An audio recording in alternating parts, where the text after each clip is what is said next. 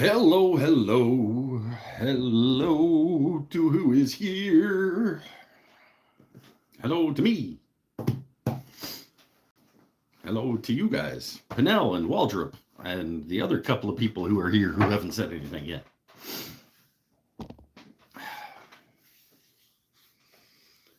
Oh, how are things? I've been waiting 10 minutes, Melon says. Well, I apologize for. You're just cuddling with the dogs anyway.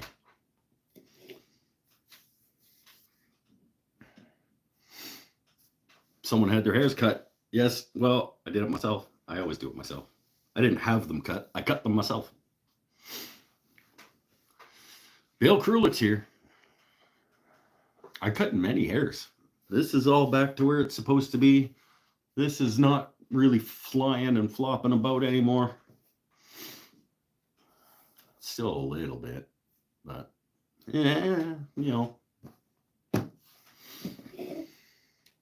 We are going to do a couple of things tonight because I've got to take advantage of the fact that I'm out here and gotta just do a couple of keychains, just to have a couple more things in the box for market.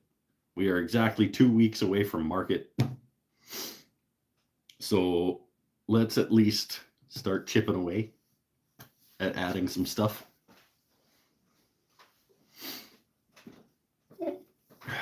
Had to remove an opossum from my house on Opossum Creek. That makes sense. Maybe that's why they named it that, because there are possums there.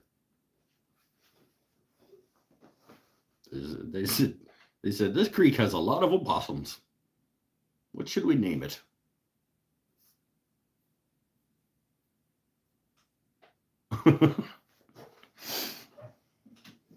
Did you find the bourbon? We apparently don't get cheap garbage bourbon here. Because, well, that's not true. The options were limited, and so I did not buy one because they weren't what I wanted to get. I still have a little bit of the Maker's Mark. Maybe I'll have one of those with you guys. But our bourbon options are not great at our liquor store. Well, I only checked one, but we got Jim Beams, various Jack Danielses, the Maker's Mark, and a couple that are like higher. Like I don't want to spend that much. No, I mean, I've spent more than that on a bottle of scotch, but I don't really want to spend $70 on a bottle of bourbon when I'm not really a bourbon guy,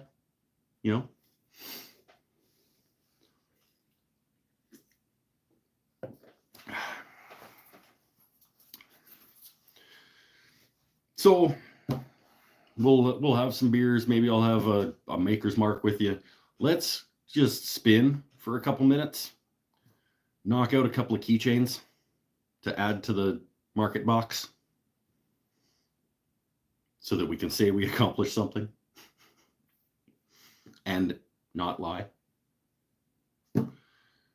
We'll knock out a couple of keychains real quick, and then we'll settle in.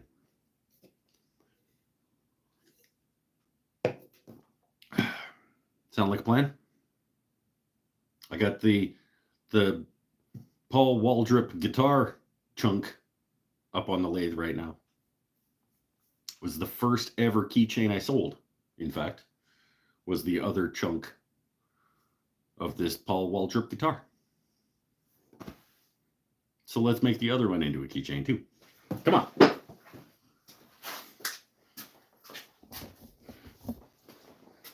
See if I remember how to do this.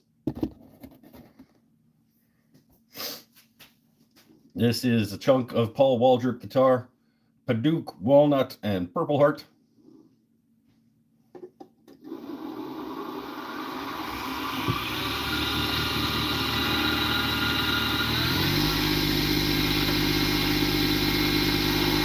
Where did I get the keychain kits?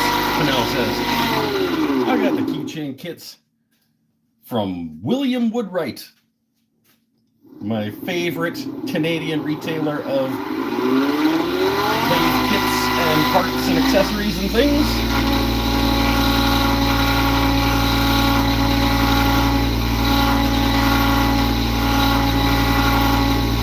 Fantastic group of folks over there. Not sponsored, paid full price. Just make a quick little keychain out of this. Come to Ball Walter Guitar. Get rid of some of this rattling over there.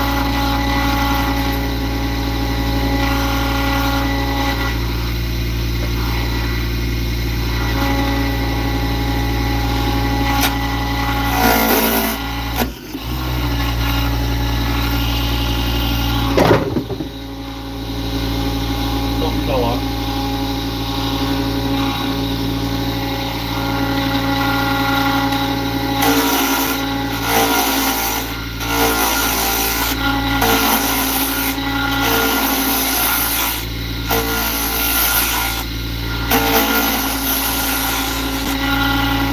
I'm just playing.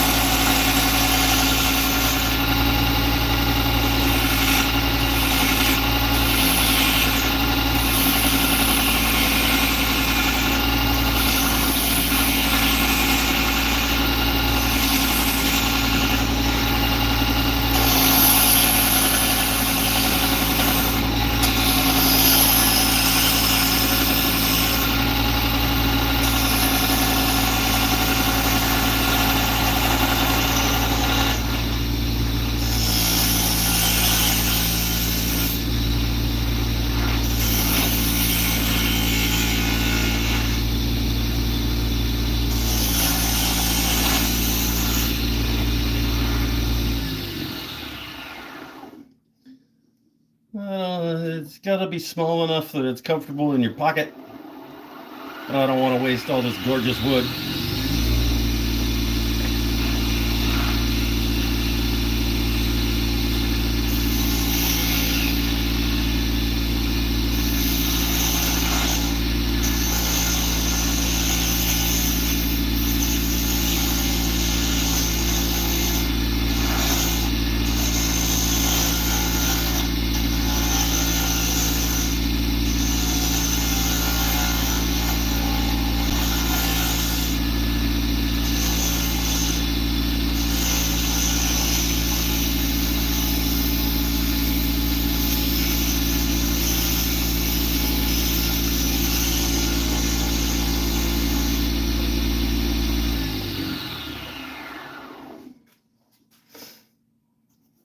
I don't know.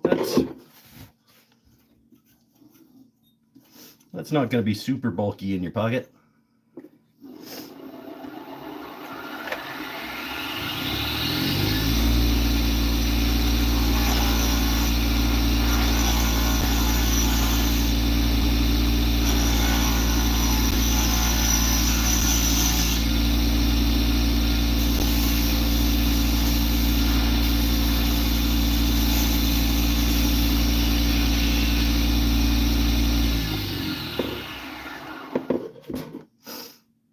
Yes, Todd, this is the Easy Wood, hashtag not sponsored, #1 hollower.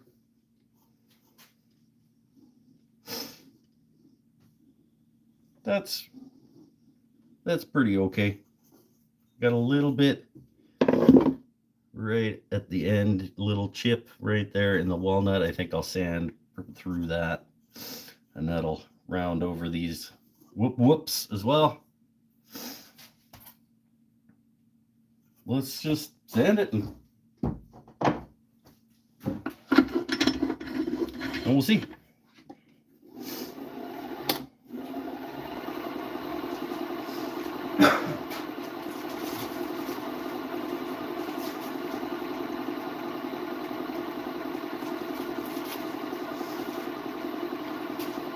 Loud noises.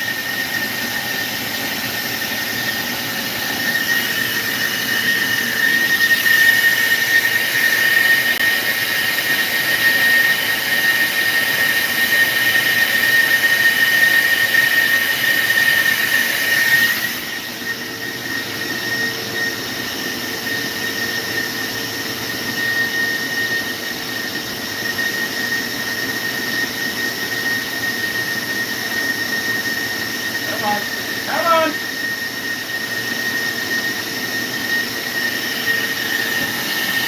At 240 now.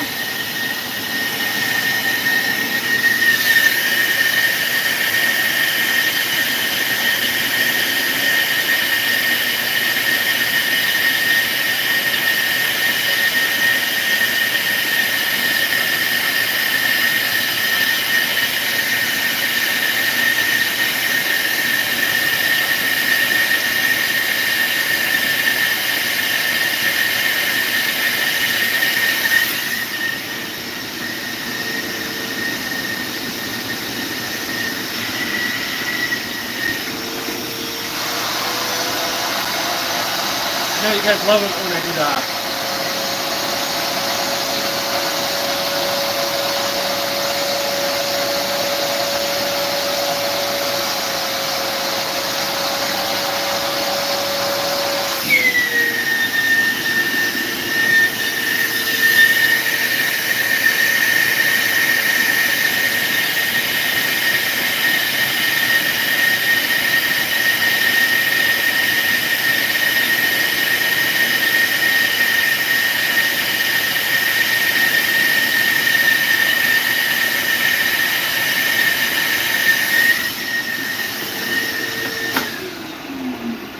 There we go, 340. And then we'll finish it with the custom high-speed crayon. I lost my cardboard sleeve from my step 1 high-speed crayon.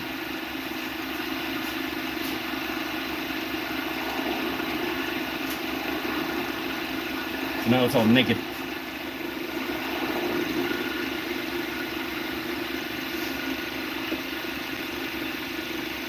fantastic finishing system by my friend Scott Grant in Australia.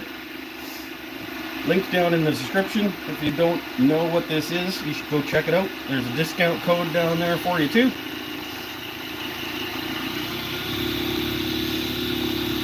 Buff in, buff out. Finish and final sanding all in one.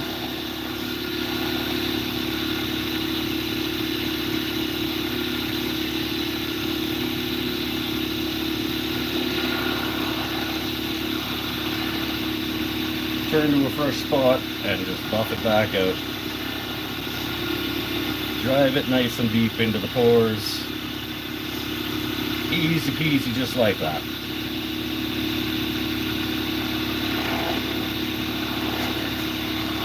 Come on in. Whoa! Stupid tripod.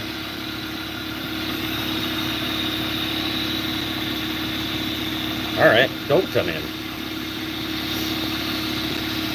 What the? It's a professional operation here, guys. What the shit? Hi. Hi. There we go.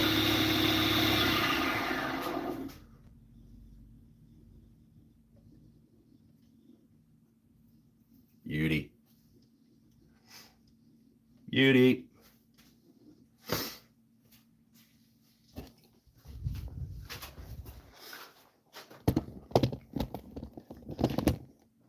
Over to the press.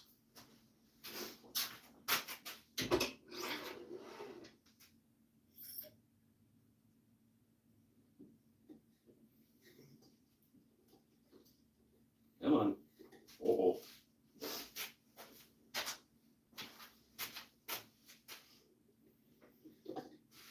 Oh, I can't get it off.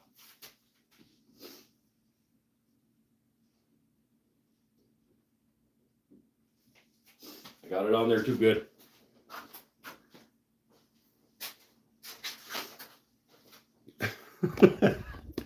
Nothing can be easy on this show.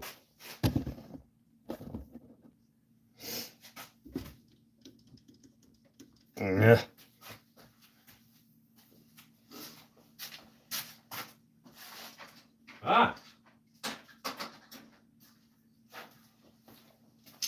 Thanks to my friend Paul Waldrop for the blank and the soft, grippy plier dealies.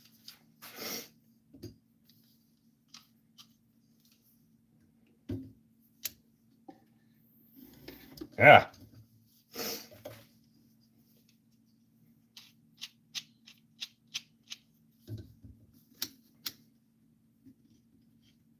We'll get this off of here.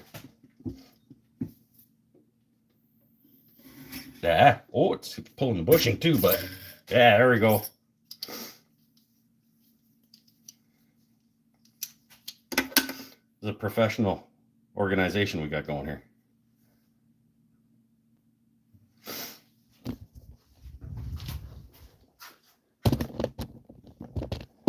Here we go.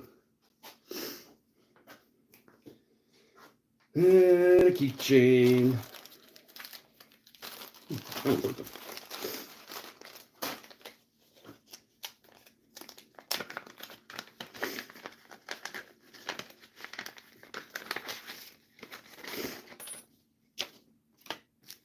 Easy peasy assembly.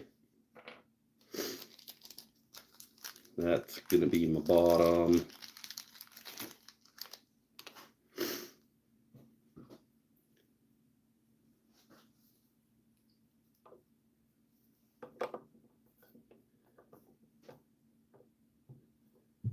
That.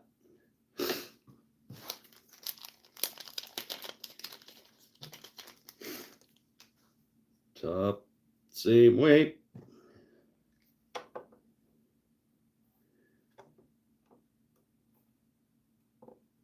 Here we go. Quick and easy way to turn a little bit of scrap into something that somebody is going to love.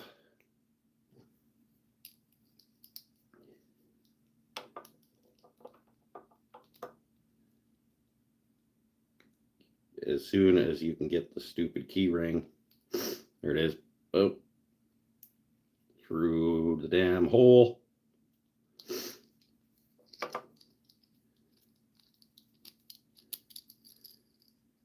Like that.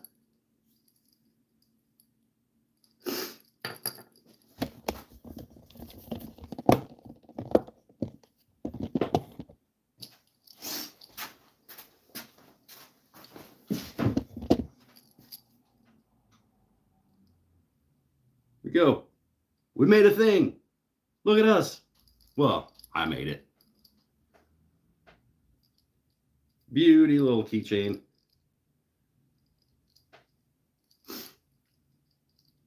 Yep. Yep. Happy with that.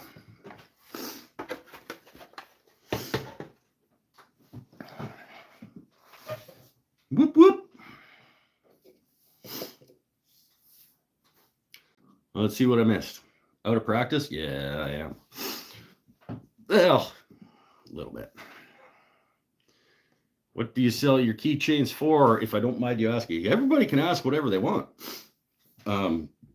Never mind anybody asking things, especially if it's related to what's happening on the show. It's a good question, though. I want to say 20, 25 or 2 for 40. I'd have to look back at I want to say maybe they were 20 or 2 for 30.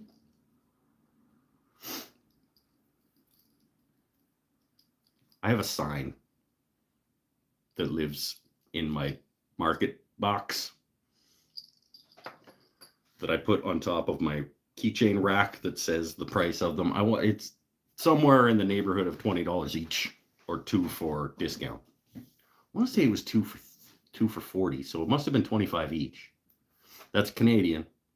So for you guys, that would be like 20 each, or 2 for, no, yeah, 20 each or 2 for 30, something like that.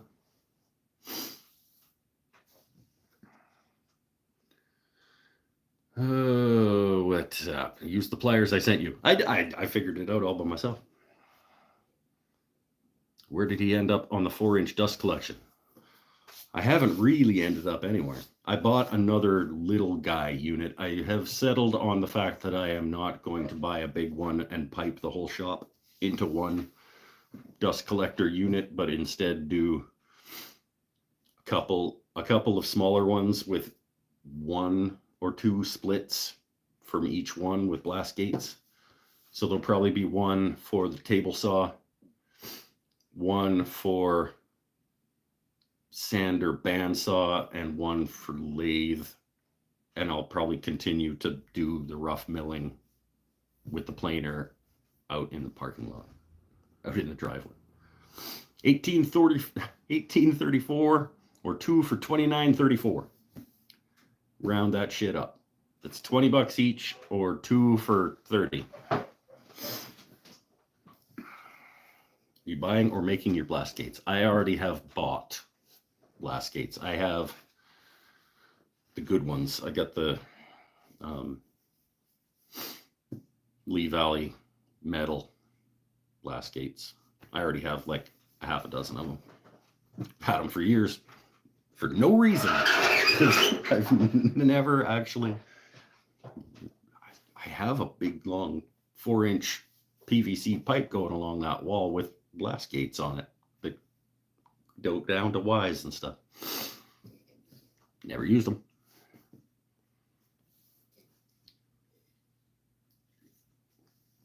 Aluminium. That's true. The aluminium Lee Valley blast gates. I don't think they're Lee Valley brand, but I did get them there.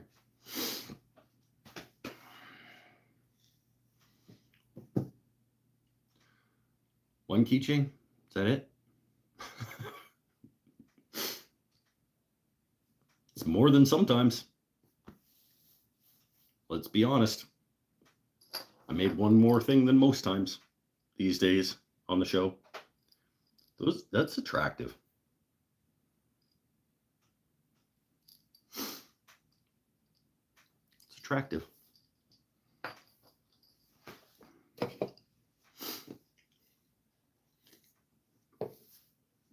I probably don't want to be too productive. It's true. I don't want to go overboard.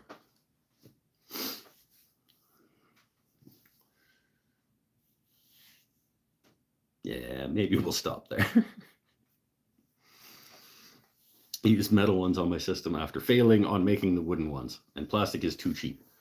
I think my cursory research when I was deciding how much to spend on blast gates was that the cheap ones are fine, but the longevity is a problem, and they tend to clog up a little easier and get chips jammed in the slidey bits.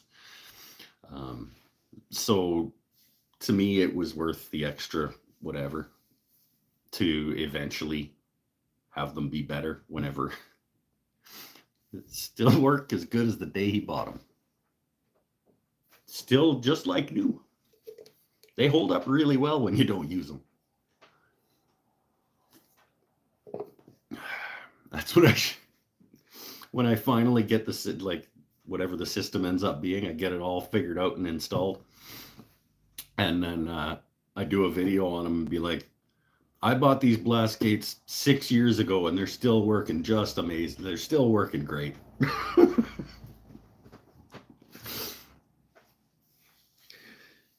I'm going to mount the Harbor Freight dust collector and get a 20-foot hose and take it from tool to tool. It is an option. What horsepower Harbor Freight dust collector? Sounds like a long run of hose. Especially if it's that spirally stuff. There's a fair bit of air restriction in those, and over 20 feet. It might be fine.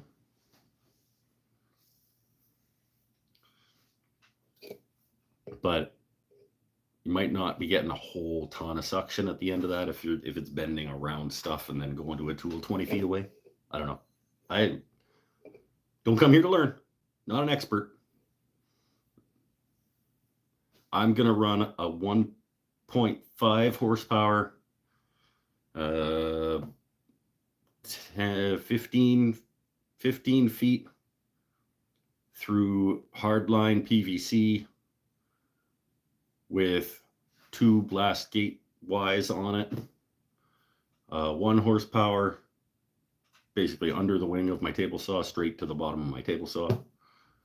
And then probably another 1 horsepower going maybe 3 feet to the lathe.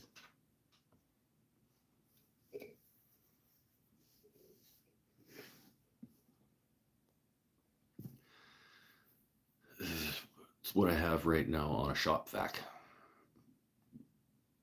You do the best you can with what you have. It's all anybody can ask of you.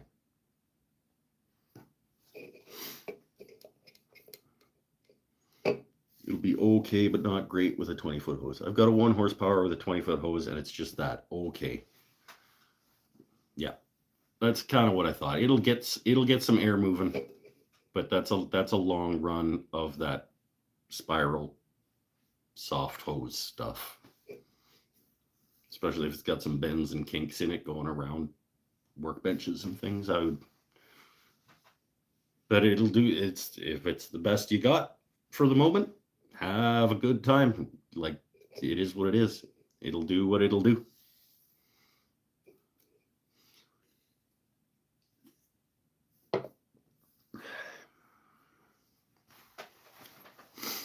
Dust collection isn't anything is better than nothing kind of situation as far as I'm concerned. And right now I am just above nothing. Because I run a shop vac when I'm on the lathe. You guys saw it. You know.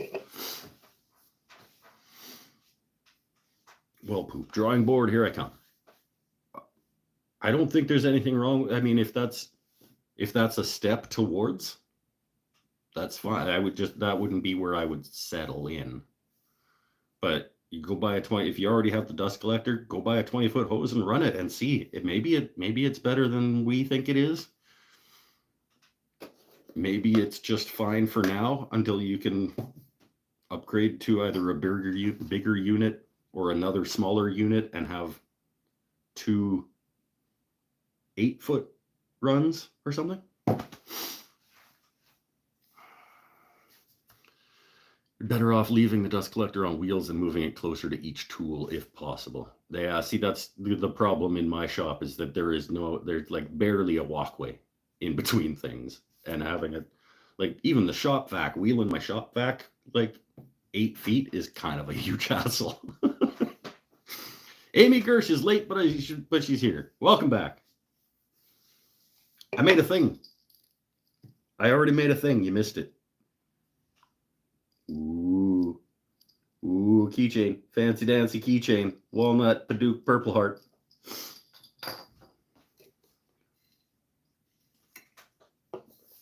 May do another one. Probably not. Technically, I fulfilled the title of the show. Market prep, probably. I did. This is going to be for sale at the market. I have succeeded.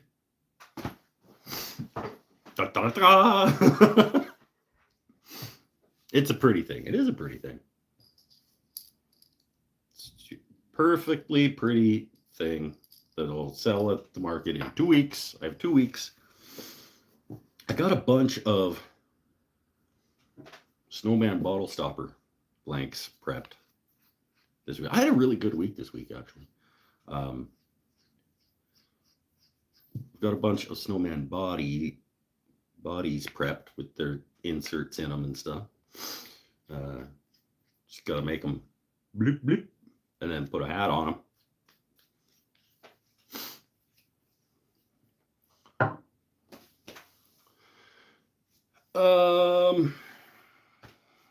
Yeah, got a bunch of those prepped. Gave myself a hairdo. I got my hair did, as they say. I had turning class. I did class on Sunday. Monday, I took a whole day to myself. I just sat on the couch and ran around Hyrule and killed stuff and upgraded armor sets and stuff like that. It was great. Had a big giant poutine for lunch. And then Monday night, I painted this.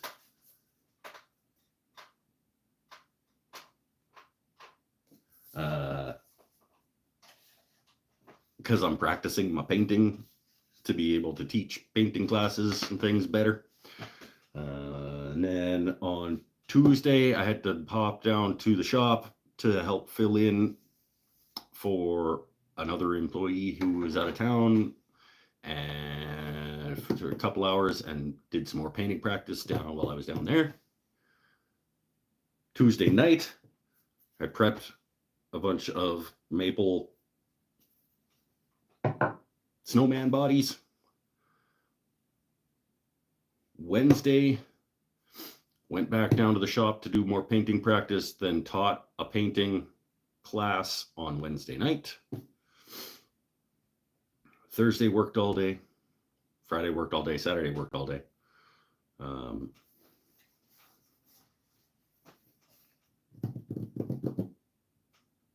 Pretty good week. Pretty good week. That would be awesome as a clock. Be a pretty good clock, actually.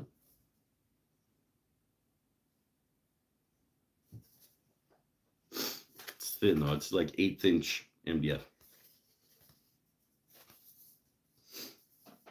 It's cool though. Yeah. So pretty good week. Then tonight after work, I came and met up with my friends on the internet, made a keychain. Tomorrow, I'll work on a little bit more market prep stuff and a little bit of shop cleaning, because I hope that on Monday, I am bringing in a cameraman to do some recording on a project. Haven't decided yet what that project is. Might be the start of the jewelry box for sister-in-law for Christmas.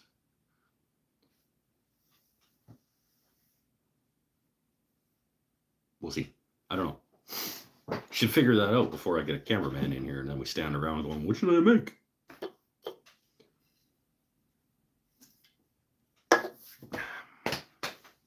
It'll probably be the jewelry box. Start that on Monday. Tomorrow night, I think we're going to go see the Marvels. And like we were talking about last week, not everything has to be the best thing. Okay, I'm sure it'll be just fine. Not going to go storming out of there thinking, oh, I just, you know, because I'm not an asshole. Okay is sometimes all you need for a couple hours. Beer.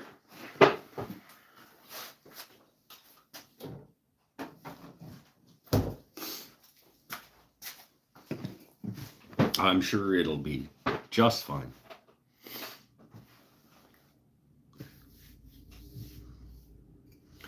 Longest run is to the lathe. Hold on. Dust right hose. Oh, yeah. What is that? Is that the fancy Rockler one with the...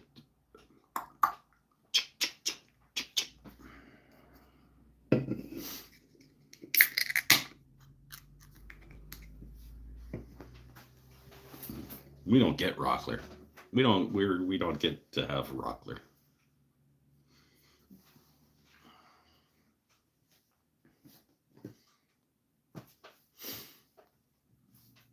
Ice Pirates, question mark. I don't know what that is. Is that a movie?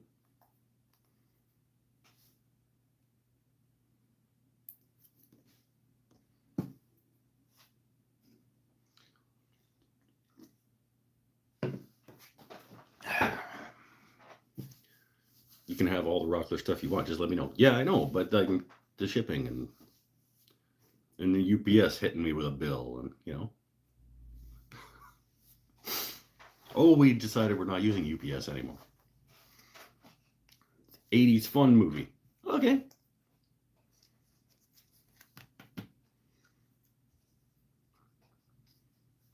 The Duty. Yeah.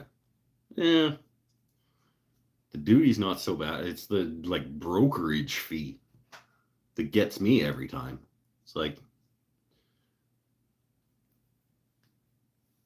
just an extra $50 just because, and I still don't even understand what it is. Like, you use UPS, you give it to them, they charge you X number of dollars, and then they charge you another X number of dollars because they're a brokerage or something.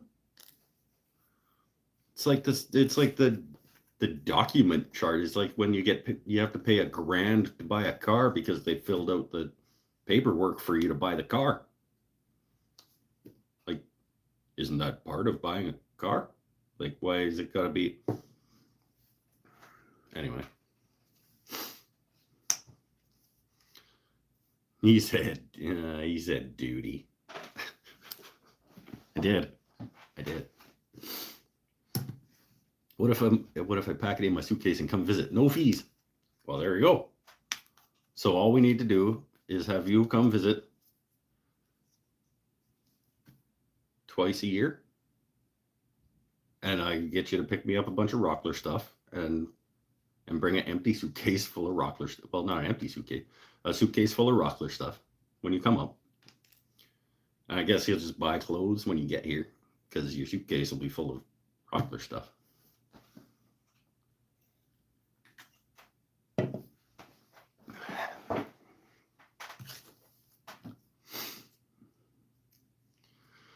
Looking at a British Columbia visit in October 2024. That's a good time. October's beauty here. That's a good plan. Not even kidding. I told my boss today I'm moving to Canada. Had a girl, sorry. I get, because Waldrop's talking about moving to Canada too. Do I know any good real estate people? Okay. I know some real estate people.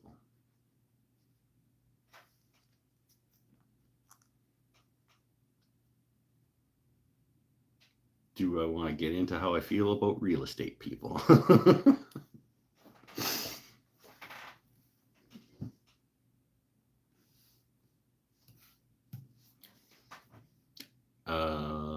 Not really. PM me their contacts if you trust them.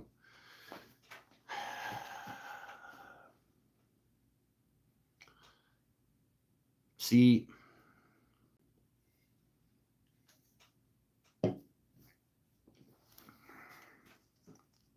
there are real estate people I trust more than other real estate people.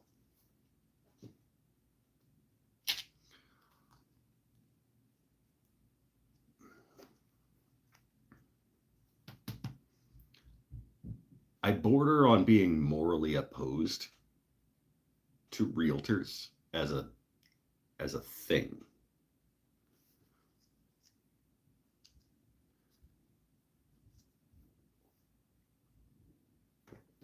We'll talk.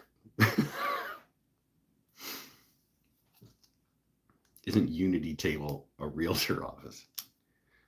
No, at a realtor office. No, or the Unity, the Walnut and Nara Unity coffee table is at it's at my wife's office actually. My wife's boss bought that table. It's an investment firm, investments and mutual funds and et cetera, et cetera. Which is like that much better than realtors. In any case,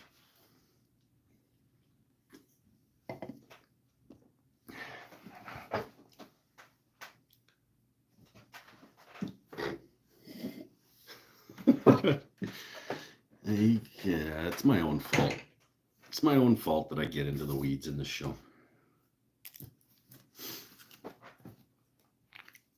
Just go to the MLS listings in the area you want to look at, and you use whatever realtor is dealing with the property that you want to look at. And I would not go to a realtor and say, can you find me a property that has this and this and this and this and this, and expect that to work out for you.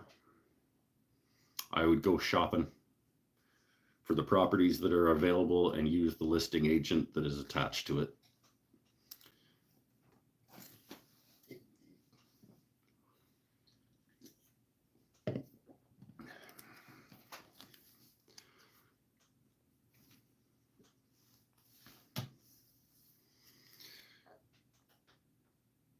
Unfortunately. Or you go scouting around for something you want to buy, and you go knock on the door and you say, hey, are you guys interested in selling this property? Let's do it without a realtor. We'll go get a home inspector and a notary public and get it done. And we'll save us each $20,000.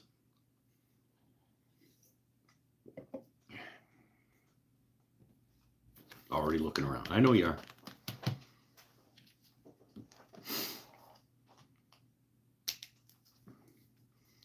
What are you going to sell your property there for? Because I think you can probably get a... Didn't you say your property down there is like... You could probably buy a pretty nice piece of something up here.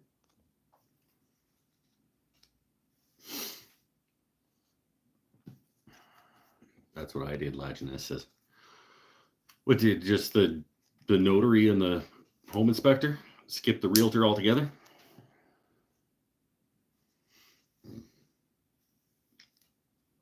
Still got to find out what Canada rules are on me buying property in Canada.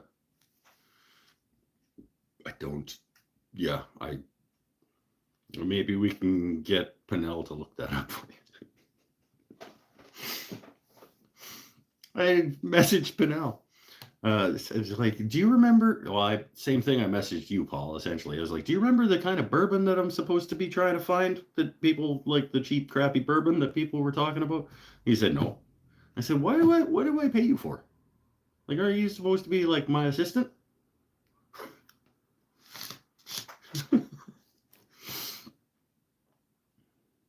Bobbert's here. Pinnell picked a realtor that did a lot of YouTube videos on different communities. You should always go with the realtor who does a lot of YouTube videos on different communities and the amenities in them. I appreciated him putting the info out there for free on YouTube. Yeah, I get that. It was just a funny joke. Like, that was a pretty funny joke. Always go with the person who does the most YouTube videos. By the way, there are very few thumbs up on this video. I even made a thing. You guys? Like, how do I only have 2 thumbs on a video where I made a thing? Do you not want me to make things on these videos? Because I can go back to not making things. I just assumed that people wanted me to make things. Are you selling your house? I'm not selling my house. We're talking about these guys moving to Canada. Possibly to my area. That seems weird. Are you guys like crazy lunatics? Like, should I be concerned?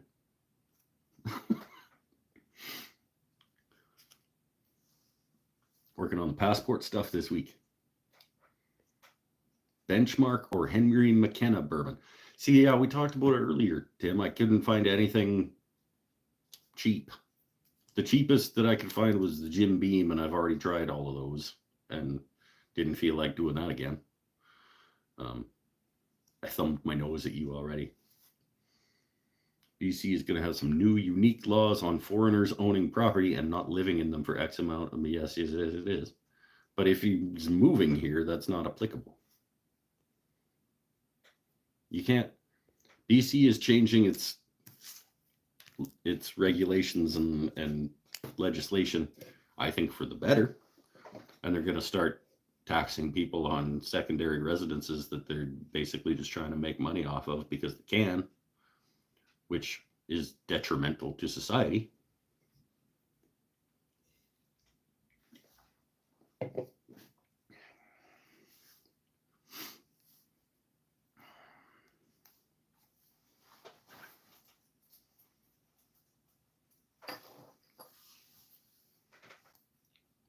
Trying to nix the speculative real estate investment market is a good thing. Thank you. Thank you. You shouldn't be able to rely on other people to fund your investments for you.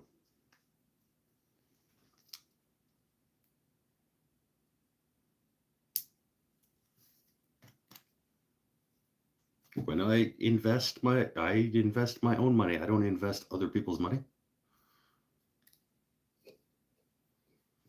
I don't expect other people to fund my investments.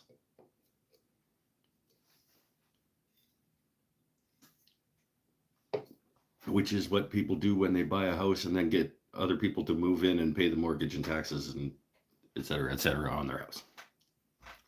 They're getting other people to fund their investments for them. Here he goes. Here he goes again. You guys are gonna make me.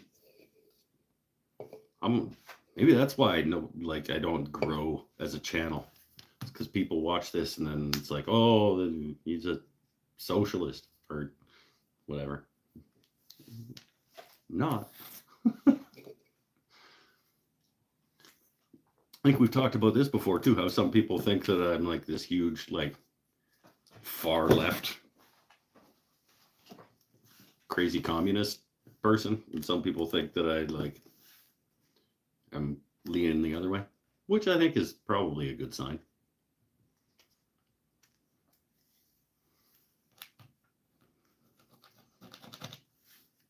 I think we should fund social programs effectively. And I don't think that we should. This is a woodworking channel. Let's talk about making stuff.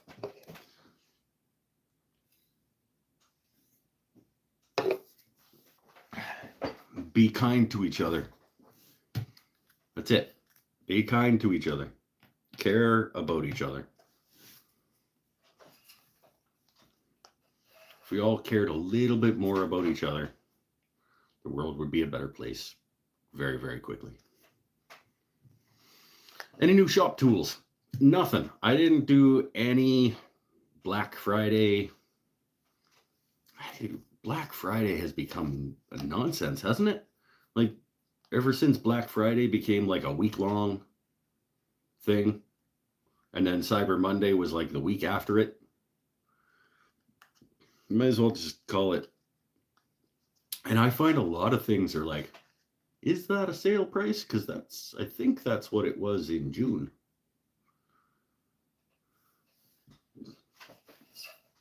It feels like there's a little bit of manipulation happening, doesn't it? Where they're like, oh yeah, this is a regular price, $7.99. It's like, wait, it wasn't regular price $7.99 at the end of August. So the fact that it's on sale for $600, I don't know. A lot of times I'm like, hold on. Feels like there might be a little bit of like artificially inflating the prices of things so that they can go on sale.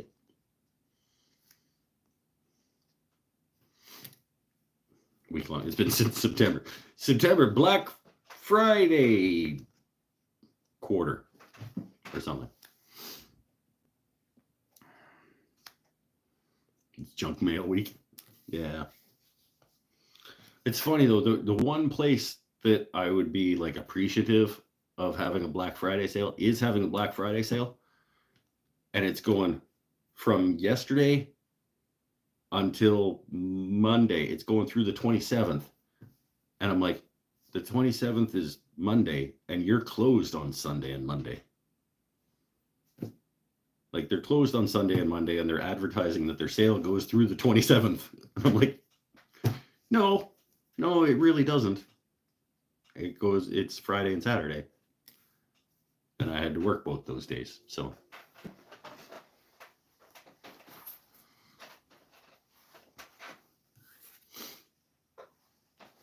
I like that. I just checked my inbox for Black Friday and my first emails were the end of October. Right on. That's awesome. They get away with it.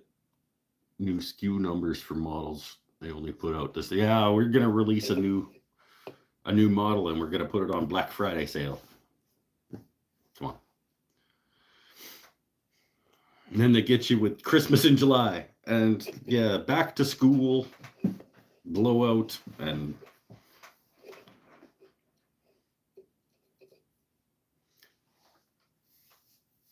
hey, wooden peeps and less hairy Mike. I am less hairy. Look at how less hairy I am.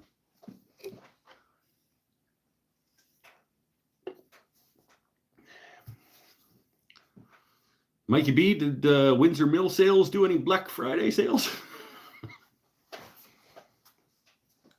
I only buy stuff I was already in the market for. That's generally how I rock as well. I go like, if there's something that I've been that I've already been considering purchasing and it goes on sale, it doesn't really matter if it's a Black Friday sale or Christmas in July sale or they just put it on sale, whatever. And it has to be something that I was already gonna buy eventually anyway.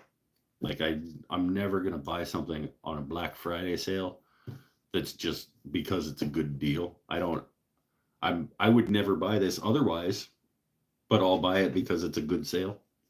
No, that's stupid. Don't live that way. Don't buy things just because it's a decent price, even if you don't want it or need it or whatever. Boo! Boo capitalism. Ugh. You know what I mean. Something that you're going to eventually end up getting comes on sale for Black Friday. Go ahead. Buy it a little earlier than you would have otherwise because you're saving money that way. But are you? Because maybe they put the price up $100 a month ago so that they could make it $100 off for Black Friday.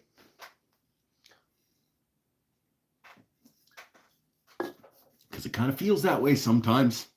Gotta admit, it's like anything Mastercraft. Kind of feels like they don't expect to sell those things at full price. Because twice a year, it's like 70% off. You're like, why would anybody pay full price for anything that has Mastercraft on it? When twice a year, it's at 70% off, and a different 2 times a year, it's at 40% off.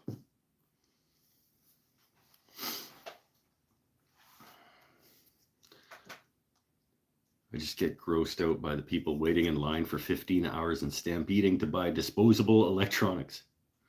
Yeah. You live in a capitalist society. I know. Doesn't mean I can't wish for something better.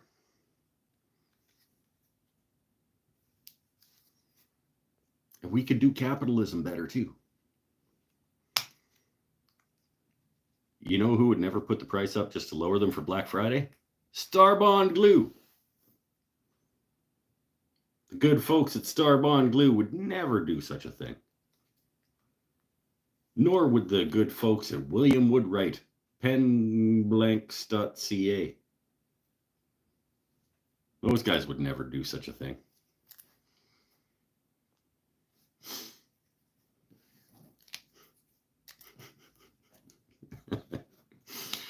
Saw some videos of a Mastercraft turkey fryer.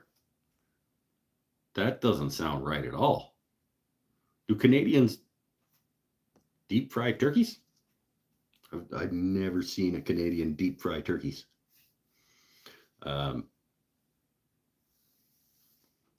Fever has a turkey fryer. Yeah, it probably does.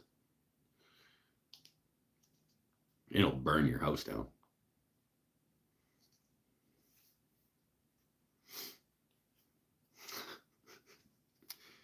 Blow up your turkey. You probably paid $70 for that turkey, so you probably shouldn't use a Viver turkey fryer.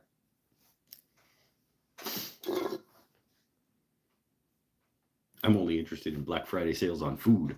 That would be good. Is that a thing?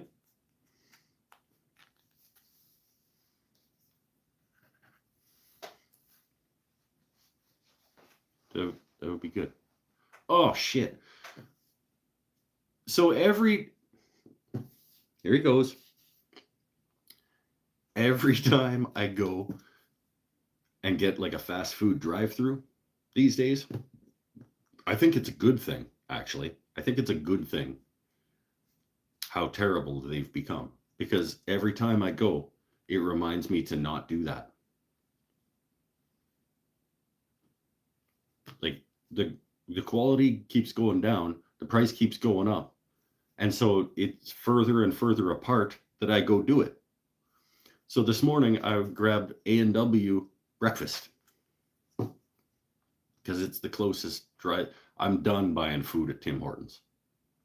Completely done.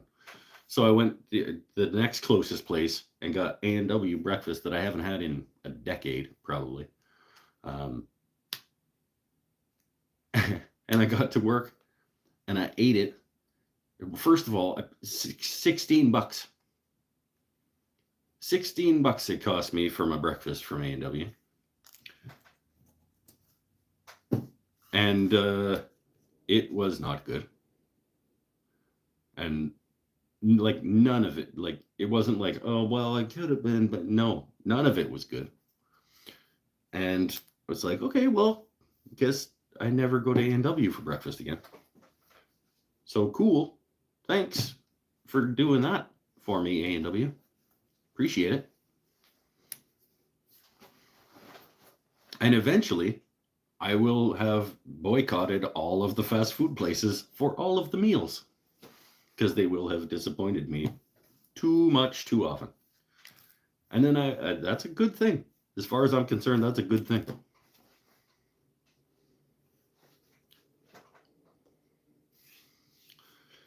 I used to love all fast food, but it's really expensive and the quality is very bad.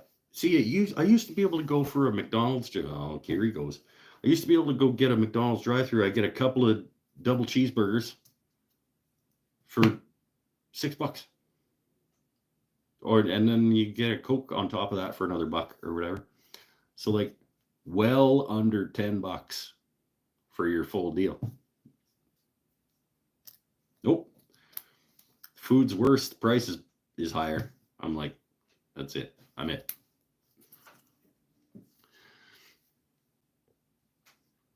How has Taco Bell let you down? Well, we don't have Taco Bell here. Our nearest Taco Bell, I think, is Nanaimo, which is an hour 40 up the highway. And it's let me down by being disappointing. I don't think I've ever eaten at Taco Bell and been like, fuck, that was a great idea. Damn. Wish we had one of these in Campbell River. I don't think that's ever been a thought.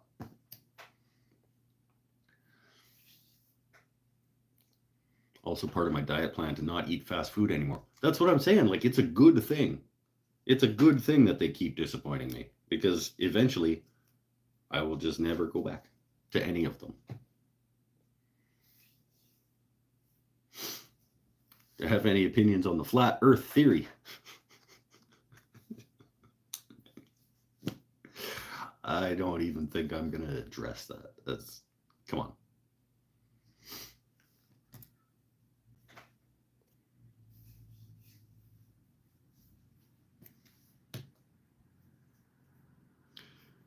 They should be more well-rounded. Who should? It's just me, Tom C. I agree. Price is too high, service sucks, and the quality's And if the quality keeps going down and the price keeps going up, eventually, I just have to hope that they will put themselves out of business. Beer.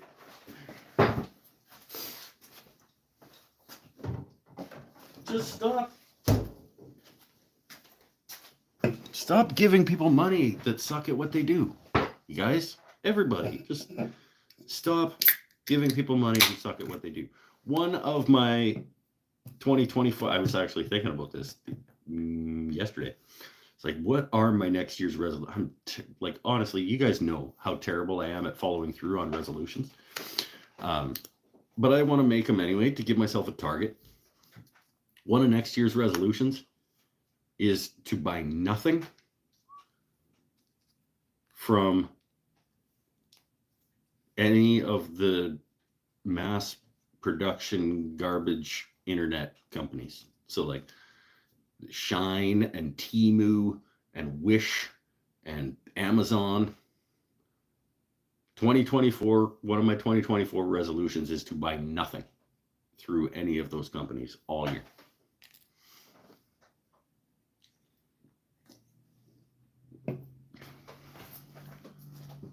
Probably almost did it this year.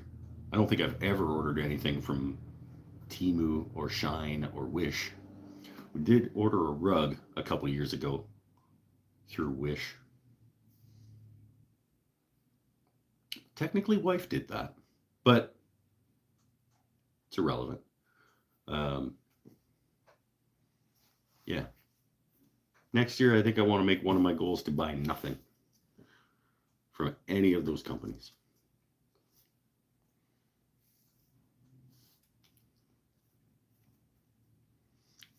I've learned how to make anything into a quesadilla.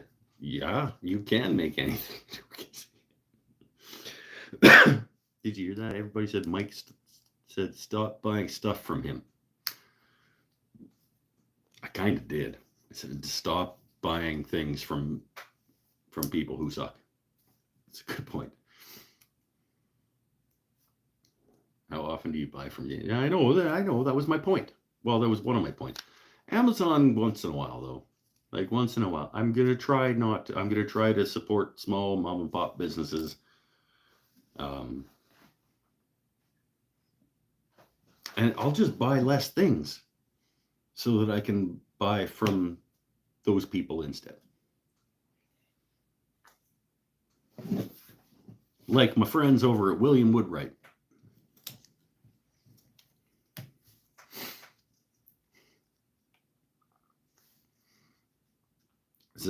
It's an inside joke that nobody else gets for now.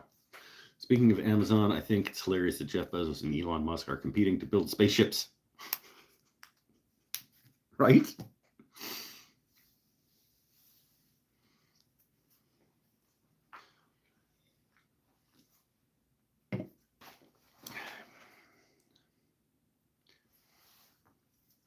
It's kind of like me saying my resolution is to quit smoking, having never smoked.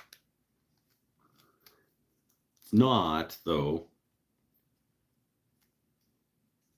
It's close to that. It would be like, no, because I don't want to buy anything from Amazon either.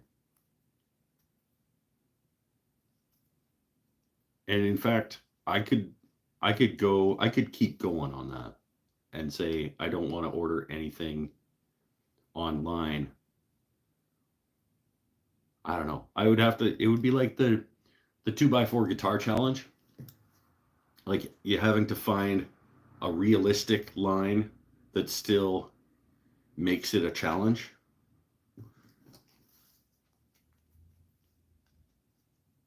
Because I mean, if we wanted to like scale it all the way up, I could be like, I'm not going to buy anything at Walmart. It's a huge multinational corporation that treats people like shit. Okay, well, that's just completely unrealistic. Like, I am going to be buying things at Walmart. I just am.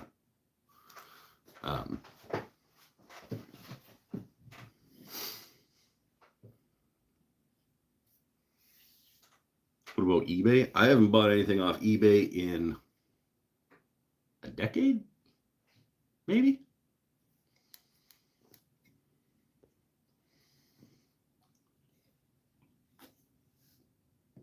I can't not buy stuff online. Yeah, well, that's not what I'm not saying not buy things online. I'm saying not buy things online from cheap garbage Chinese companies and stuff like that. So, hopefully next year, I already do as little of that as possible. One of my resolutions for next year is to do none of that.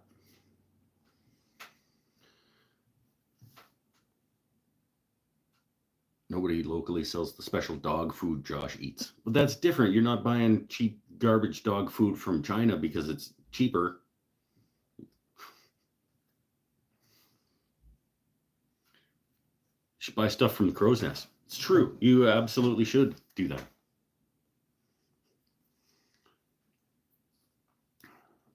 Don't forget Walmart was a mom and pop shop. They just did very well at it. It's true. It's true. I guess it's like anything else, like success. No, I'm not going to do it. Like success breeds mediocrity and abuse. No, it doesn't necessarily.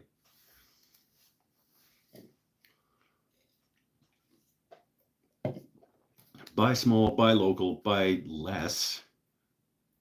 We don't need all the garbage in our lives that we buy. Buy less, buy better, buy higher quality, buy local, buy craftsmen, buy craftspeople, buy artisans, and buy people who put some care into what it is that they're making.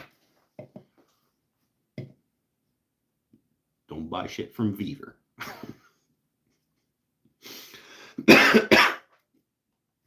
That's it. Platform over.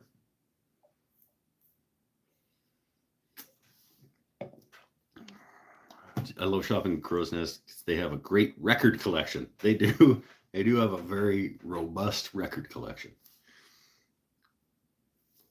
Or make your own stuff. Yeah, If you can make your own stuff, make your own stuff. If you can't make it, buy it from someone who puts love and care into making it. Can't buy Craftsman here since Sears went belly up. Did I know that Sears, the company, doesn't exist anymore? At all?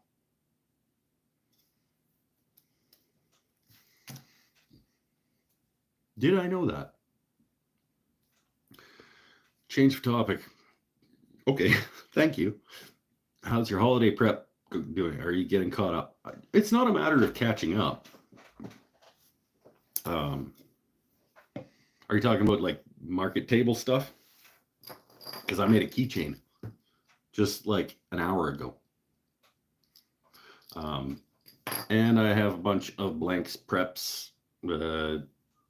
These gonna be snowman. I got the bodies prepped for bottle stopper snowman. 8 of those ready to go. And I have enough things for a market table. I just need Christmassy things. So like a bunch of snowmen, maybe a few more pens, a few more keychains, maybe some gnomes, maybe some Christmas trees, that kind of thing, just to like make it feel a little Christmassier. But I'm actually doing pretty good for market table stuff because I did pretty badly at summer markets. So I still have all of that stuff. We talked about that on the show when I did like the market review. I was like, but at least I have it all for Christmas still.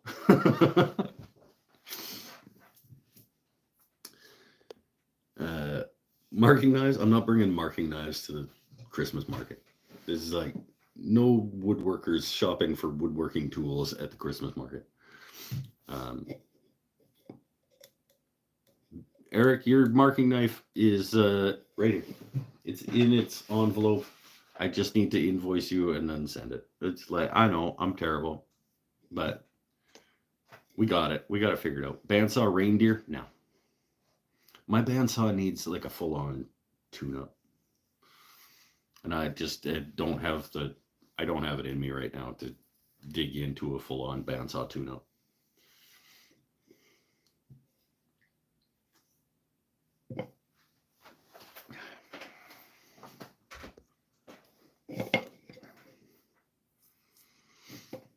Marking, I saw mommy stabbing Santa Claus. With one of these, that would go in 2 inches. That'd be...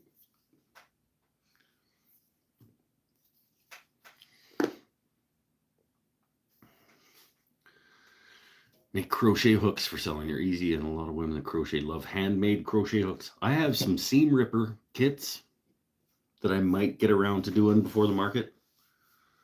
But like the snowmen do well, the gnomes do well. I've never had Christmas trees, but like scrap wood, turn a Christmas tree should be relatively quick and straightforward. And somebody will pay a few bucks for it. Yeah. And that'll be probably plenty. On top of all the bowls and pens and bottle stoppers and charcuterie boards and stuff that I already have. Coasters.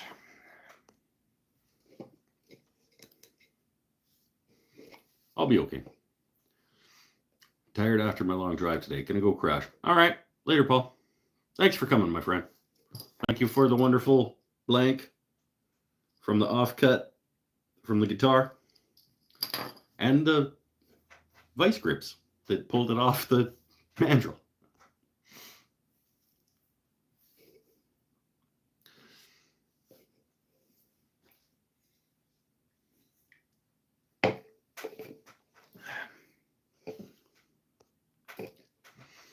Crochet hooks are all wood, made from scraps, different sizes. You can sell at least 5 at a time. Is there a Bailey Woodworks video on making these? There probably is. I should probably check it out.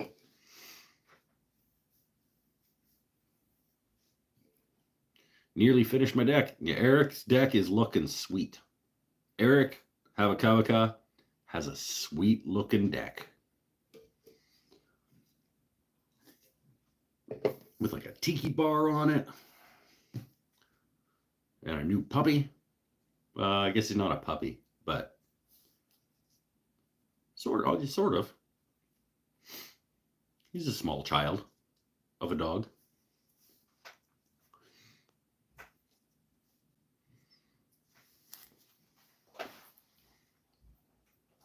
Basically turn a round pencil and then add a hook.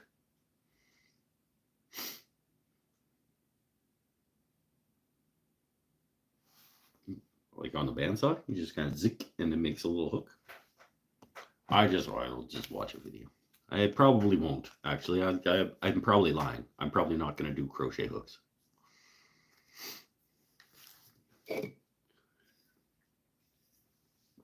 I might do the seam rippers that I have as kits, but I'm not going to dig in. At this point, 2 weeks out from market, I'm not going to start trying to figure out new things.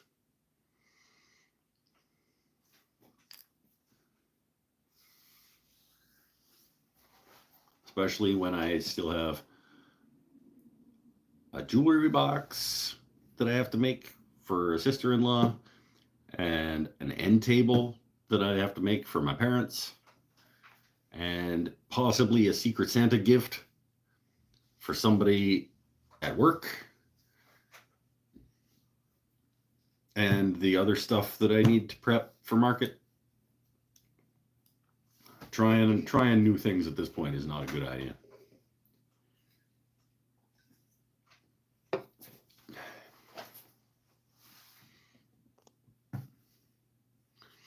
Are they making toothpicks out of plastic now? They've been making toothpicks out of plastic for years. I don't think they're exclusively making toothpicks out of plastic, but toothpicks they've had plastic toothpicks for a long, long time. There are still not enough thumbs up on this video, you guys. Come on. Thought we were friends. I would love a handmade seam ripper. I hate using my seam ripper, but if I had a pretty one, I might enjoy it. Well, I will, if I end up doing them, I will send you a pic. And then we can add it to your pile of things that are coming your way eventually. Or that when you come and visit, you can take home with you. Oh, that's right. You bring the empty suitcase full of Rockler stuff. And then we put a bunch of Mike's Wooden Things and stuff in your suitcase to go home. There you go. Because you want a chef knife, right? You want that set of coasters, seam ripper, we'll figure it out. Dice box, I think.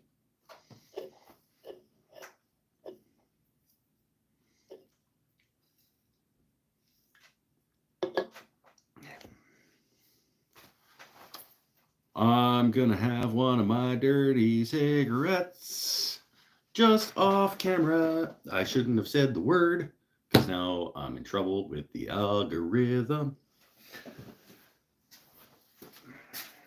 No, I'm not. Honestly, if they don't care about anything else I do, it's probably too late for me anyway. Like I'm probably never gonna do that thing that some creators and things do where they just take off and become a big deal. I just kind of accepted that. I've built my little community. I love you guys.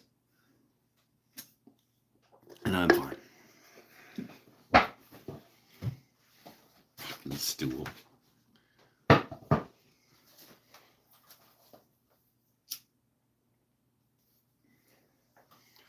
How's everybody's week, by the way? I haven't gotten any answers on how everybody's week was. I told you all about my week. My week was great. Compared to most weeks. I had a really good one. How are you guys doing? Just checking in. Are you guys good? Anybody accomplish anything significant or insignificant, but that they're proud of?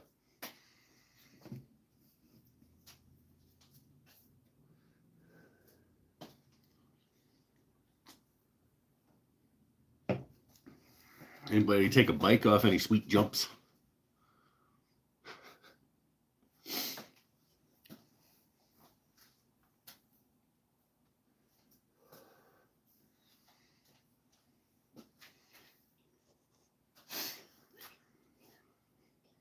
First week I wasn't in OT in a long time. Is that good? Or do you like working all the time? Because some people love working as much as they can and getting overtime money and whatever. I survived work. There you go. Black Friday lunch rush from hell. From the biggest shopping center in town. Whew. Yeah, we're picking up too. It's getting busier and busier down at the shop.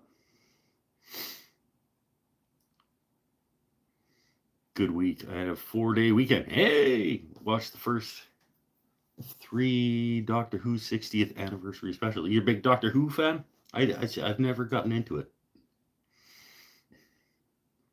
Just my deck. There you go. That's it's something to be proud of, my friend. You're doing a really good job on that. It's a good thing. Okay, good. Big job for an old man. Big job for anybody, man. That deck is enormous. Well, how big is that deck?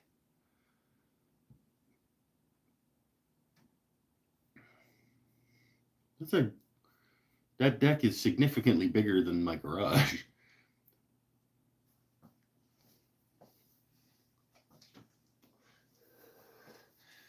That deck is probably half the square footage of the footprint of my house.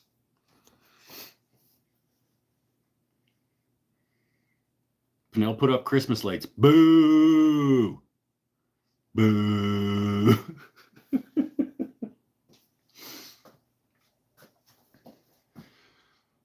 Boo.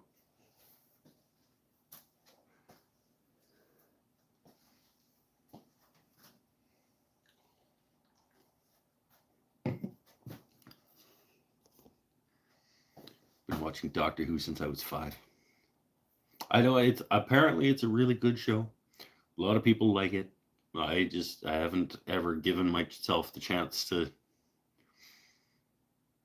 go in.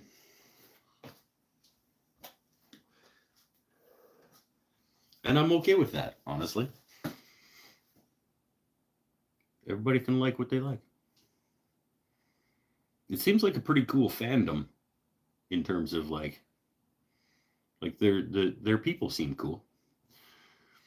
Done almost nothing significant or of mention lately, and I feel like that in itself is a success. There you go. See, I accomplished nothing this week, and I'm proud of that. It's a good fucking answer, my friend.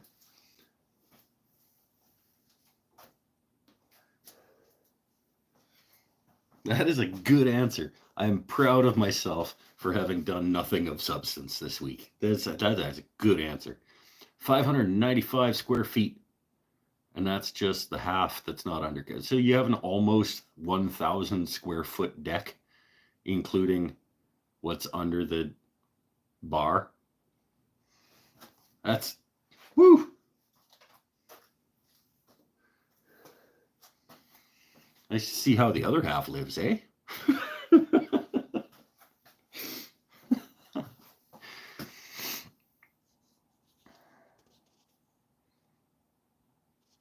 What's the white thing behind you between the hammers? This?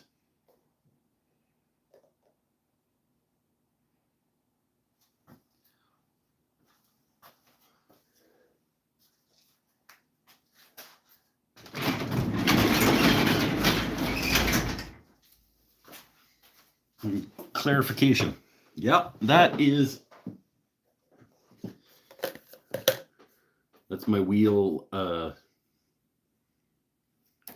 marking.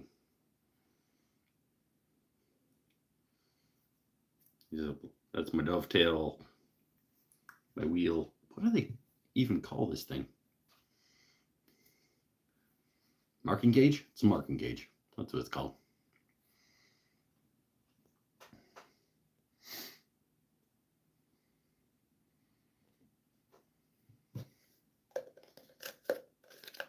It's my Veritas marking gauge. I don't know why I still leave it in the tube. Sitting here on the thing. Not sure. I should probably find a little hanger. I should make a little hanger deal for it. Actually, it should live up here probably. In the marking and measuring areas.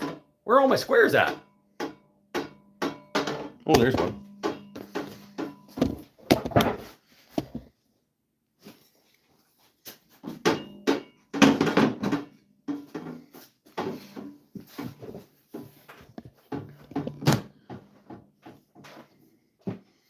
The other one's in a box over there from taking it down for class. For bowl turning class. A couple weeks ago. Still in the box over there.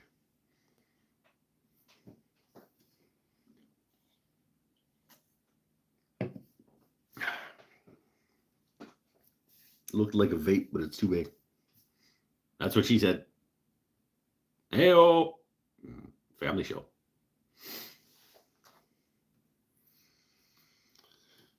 How's the class been going? It's good. We're done for the foreseeable future for classes down at the shop. For logistics problems, the property owners don't want us doing it in the parking lot anymore because they've rented out. They turned the upstairs of the building next door into apartments and now have tenants who have those parking spots where we used to do the turning class. And it's winter and outside is not predictable. So for the next little while, they're on pause until we can figure out a new system for turning classes down there. Until we can figure out a way to either get it inside without making a huge mess over everything, or some kind of system outside that doesn't mess up parking, because we don't have a lot of parking either. We're working on the logistics of how to move forward with the turning classes, but for now they're done for a little bit. But they all went really good. Everybody had a really good time, and we're happy, as far as I know, with what they learned and what they got out of it.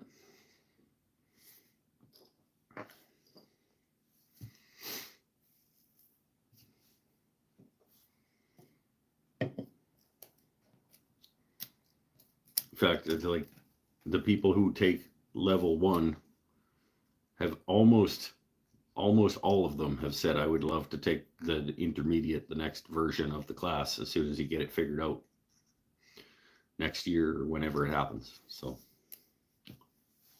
we're working on it.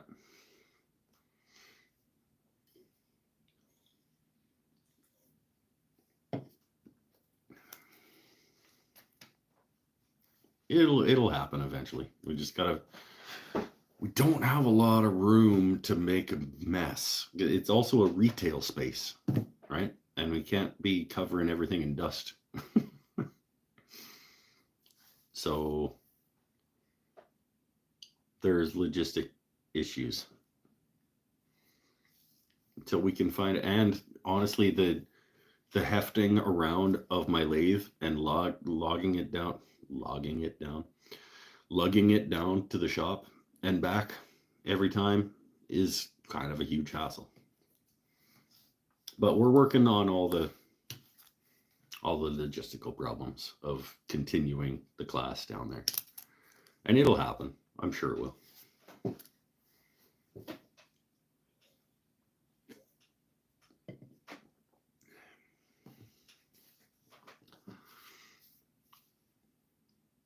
just sent you a picture of you in my bar? Really? I'll check it out after the show. How'd you get a picture of me in your bar? You Photoshop that shit? That'd be cool. I would love to come and sit down and have some drinks in your bar on your 1,000 square foot deck.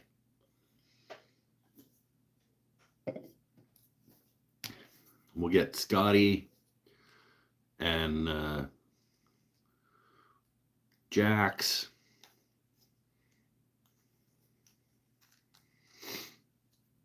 We'll go to Eric Hapakapaka's place for some bevies.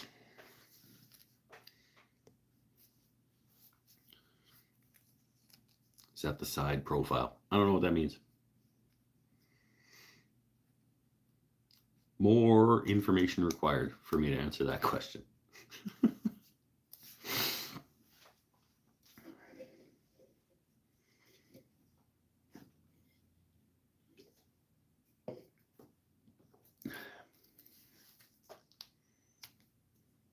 I'm playing with guitar picks on my bench.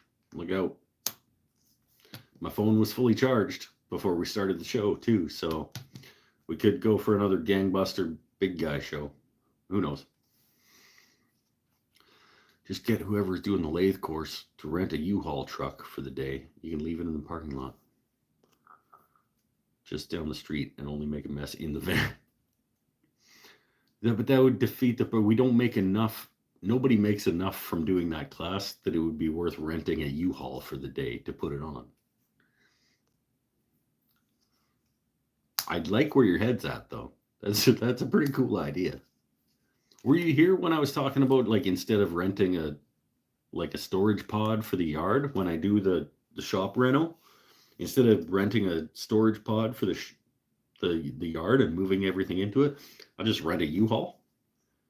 Just move everything back into the U-Haul, paint the shop, put the lights up, move everything back in, because it's probably significantly cheaper to do it that way. Because a good chunk of what you pay for when you rent a U-Haul is the mileage. So I was like, why don't I just back a U-Haul truck in here? It's got the like pull out ramp thing, and move everything into the back of the U-Haul, do the shop, move everything back in.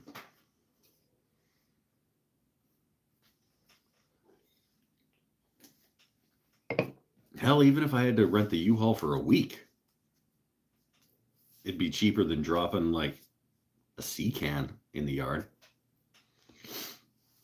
Rent a container. Well, that was the initial idea, Eric, was to just rent like a sea can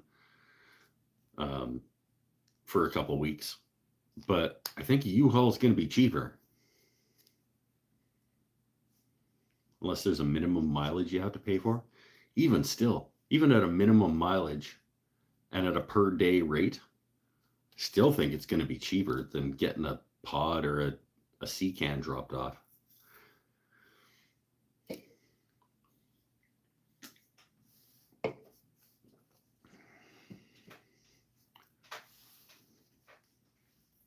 I don't know. I'm going to look into it, but like, I think it is a more economical way to do it.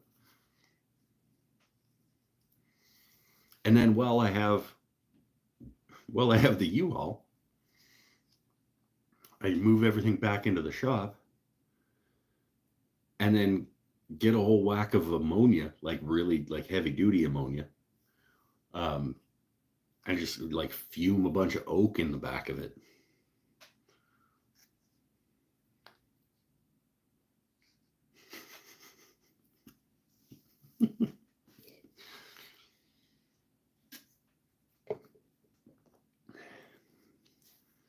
You buy them fairly cheap and then sell it. Not cheap enough that I got an extra that much money just laying around that I can buy it and then sell it.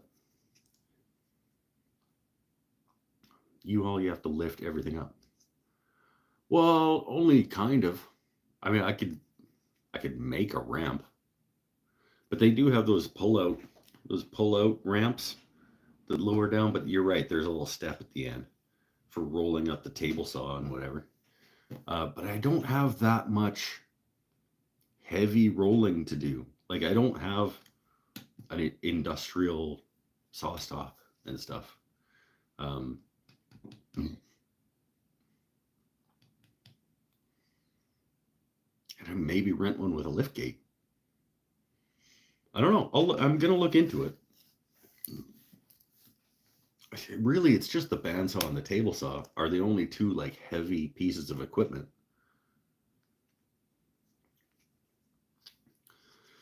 Table saw, bench, bandsaw, and lathe. Obviously, the lathe isn't that heavy. I like lug it into my truck twice a month to take down to the shop to do classes. I could absolutely get it into the box of a U-Haul or the back of a U-Haul. It's like literally just table saw, bandsaw, I guess bench. I think me and Mikey B and Mark and Seth could walk this up the ramp to the back of a U-Haul. What's the weight limit on the pull-out ramp that goes into the back of a U-Haul truck? Benel, Benel, my assistant that I pay very well. Is there a weight limit on the back of the pull-out ramp that goes up to the back of a U-Haul? Dollies and a rope. Yeah, I don't think it's going to be a problem.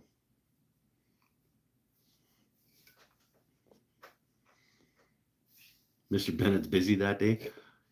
He's stoked, Mike Stanifer, because real friends get excited when things like this come up and they can help you. Real friends are enthusiastic about the opportunity to help you make your life better. Okay?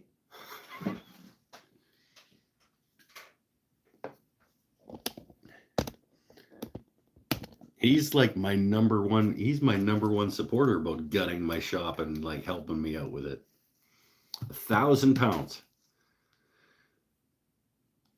And Lajeunesse says 1,600 pounds. It's a significant difference. What? Hey, Alexa, how much does Mike Davies's workbench weigh? It's not 1,000 pounds. 1,000 is right for the ramp. It's not going to be, that's not 1,000 pounds. It's heavy, but I can pick up one side of it. It's heavy. Like, don't say her name. Okay, sorry. Did it send off your thing? Amy Kirsch was telling me about that one time too. She said, and I didn't even say it. And she's like, it thought you said it and started answering the question. Nah, I don't have anything that's 1,000 pounds.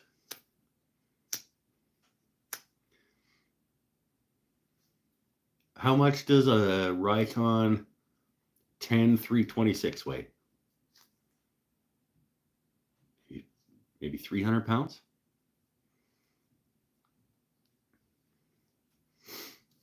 Mine answered you from bobvila.com. This workbench has a Surrey, give it 1,000 pound capacity. Oh, okay.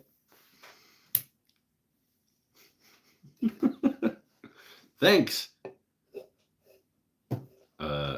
Person whose name I can't say, who is also not a person. I would say my workbench is maybe 300. I don't think I have anything that's over 300 pounds. My table saw is absolutely not over 300 pounds. Plus a couple of people who are maybe have a couple extra pounds on them than are necessary. Moving it up the ramp. I think we're good.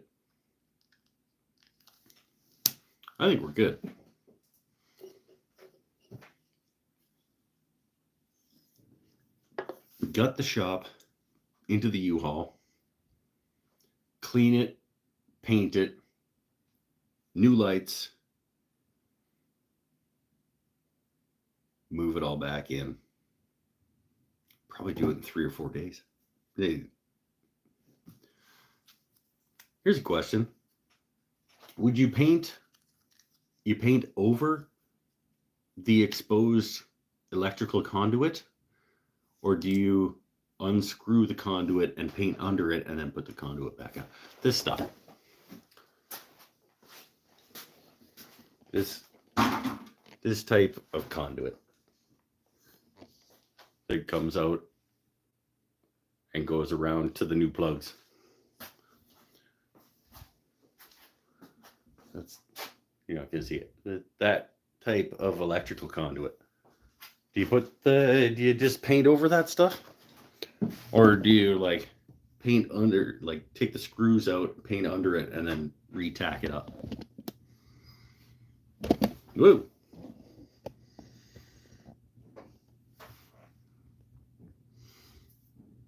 New flooring? Yeah, you could floor the place. Click vinyl or laminate. It's a good idea. There's often people just giving away their extras. And if I could find enough like free giveaway extra, like half a box of click together flooring between now and then, just do a patchwork deal on the floor, that'd be good.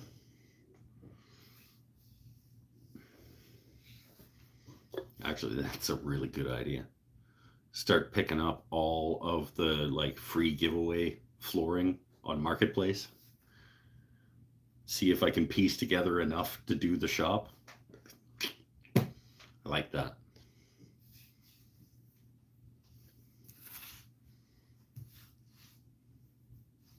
I like that a lot, actually.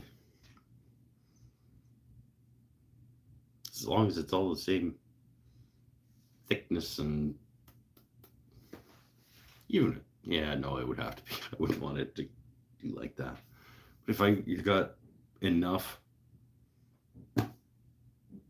half boxes of extra flooring from enough people, it's not that big a shop.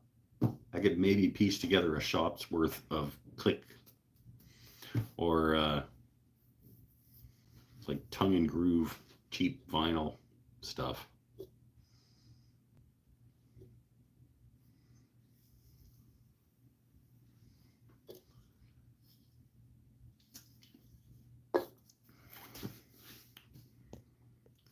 You have a much easier time finding a big roll of linoleum. Yeah, but that's not what I want. I don't want to linoleum my floor. I don't think you can click together different brands.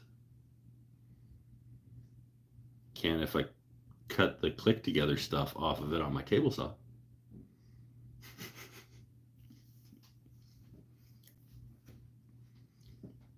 Like I said, I can just gather up random half boxes of stuff until I have enough that all matches up nice.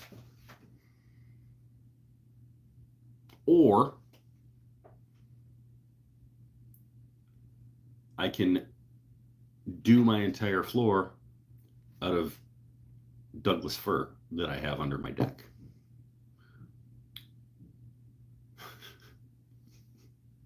No, don't do that. That's way too much work. Don't do that.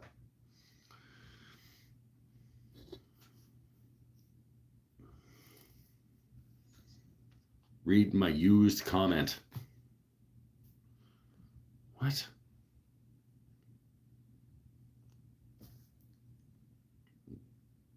That sentence doesn't even make any sense.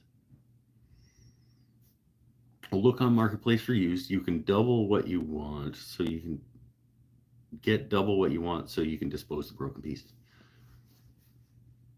Yeah, but nobody's giving away thousands, 400 square feet of flooring.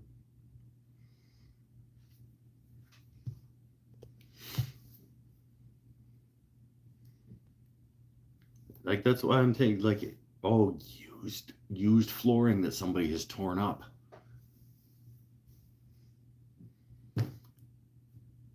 Not terrible idea. Sometimes that happens. It's not often though. It's not often that you get people being like, I tore up this floor. Who wants it for cheap? I do see them once in a while. But yeah, that would be a good score. Get somebody that does a redo on their house and they've taken out the living room hardwood or whatever. And it's got a bunch of nails in and they're like, just come take it all for $200 or whatever. Yeah. Beer.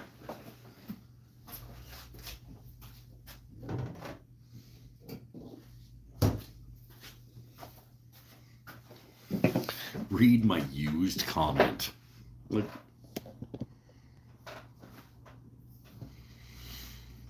dude, we could totally panel one of your walls with all that fur. It would look amazing. Yeah, it really would. It really would.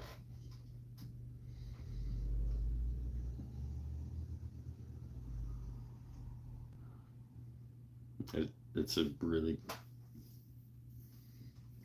that would be awesome.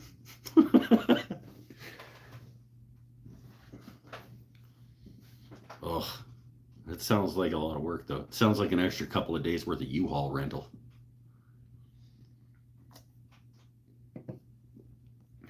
It would be great. But we got to leave room for expansion, contraction on solid wood. 3/4 of an inch thick.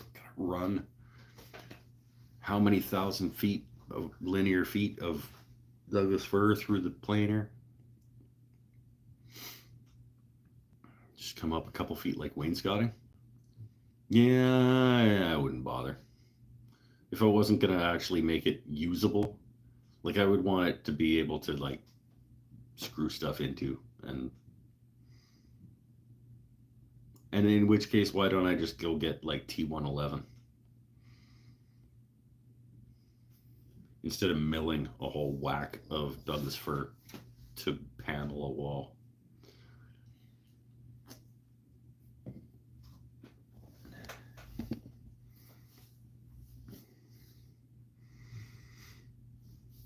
Gonna turn one board sideways and space all the panels with that one board. You can see the painted wall color behind it. Maybe some LED lighting. Bennett's got some ideas for the shop. I think gutted and new lighting and a fresh coat of paint and maybe a new floor, like a new floor of click together laminate stuff is probably lots. Black Friday sales are on now. Really? Laminate can be like $1 a square foot? Wow, that's amazing.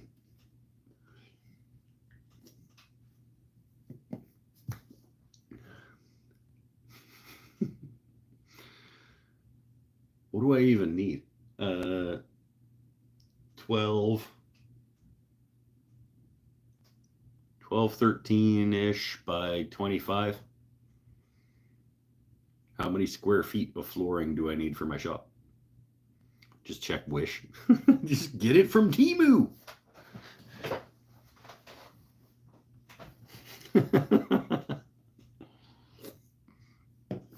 Resolution failed.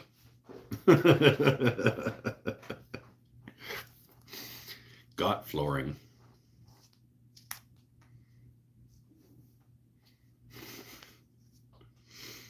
No, I'll find somebody that's some rich people that are ripping up a living room, and it's like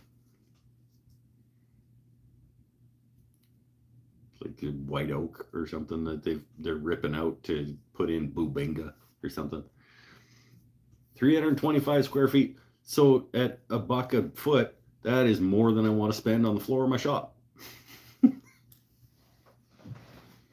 Because I don't know if you know this or not, Chris. I don't make a lot of money.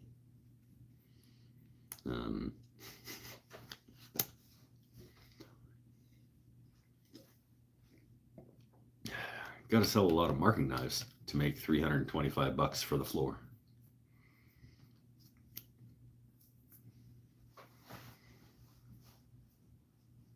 Laminate should be fairly easy to find used. Yeah, but that's the thing. 325 square foot of laminate that all goes together. I don't know.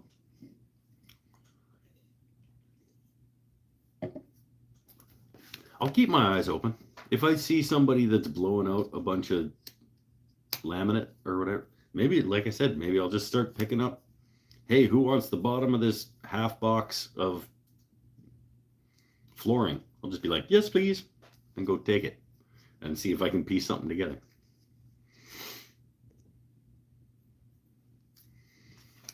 It's a living room. Yeah. I mean, in a way, it is. Should be willing to put $300 into the floor of my shop. Should. You're not wrong.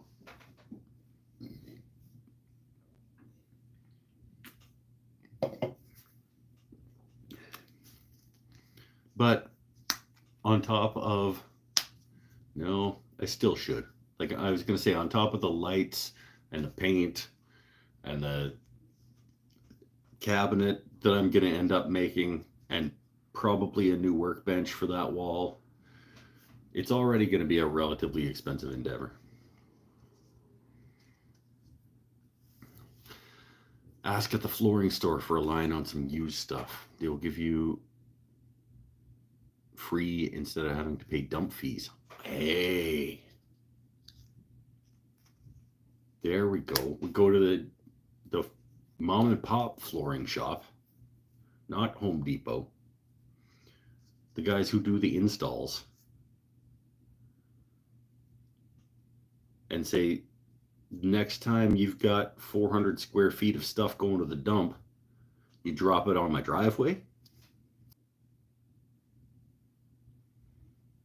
That's not a bad idea. Somebody is doing floor takeout when they're going to do install. And instead of, like, I'll save you the dump fee on 500 square feet of it, and you can drop it out in front of my house.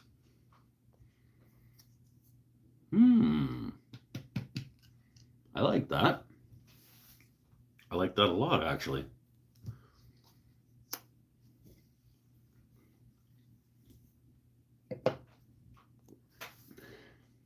I meant for getting it for free. It's a living, laminate should be fairly easy. Okay, like somebody taking out the laminate from their living room. Yeah, bingo. You'll want 400 to 600 feet because there's going to be broken stuff that doesn't click. Yes, I like that. Somebody that's taking out a living room, a 600 square foot living room, instead of the dump fee, you can just let me know and drop it in front of my house.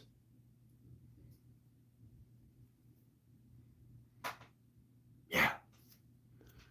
Mikey B, there's a house 2 blocks from your house that is about to redo their floors. Fuck yeah. Who's redoing their floors?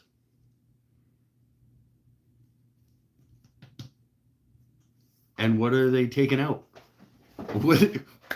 What's my shop floor gonna be? Ask some questions. If it's only a couple of blocks, I can just drive up and they can just load it in the back of my truck on the way out the front door, and I'll bring it over and stack it on top of the Douglas fir under the deck. Don't nobody tell my wife that this is a conversation we had. Okay? Nobody tell her that he's going to bring in another 600 square feet of stuff to put under the deck. Don't you do it.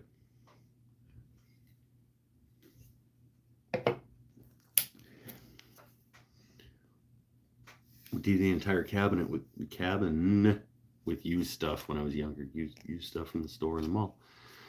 About 3 times what we needed to use and all the good stuff from the edges. Sweet. It's Jacob and his roommate's place up on the cul-de-sac on the block above me. On Caramel Crescent? Laminate usually can't sit in the weather.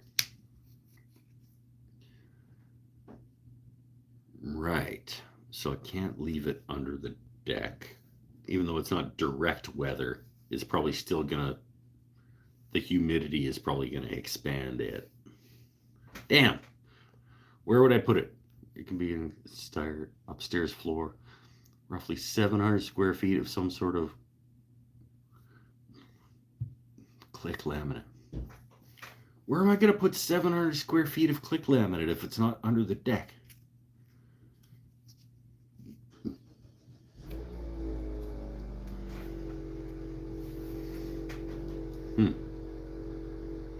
I still like it though. I still want it. I just don't know where I'm going to put it.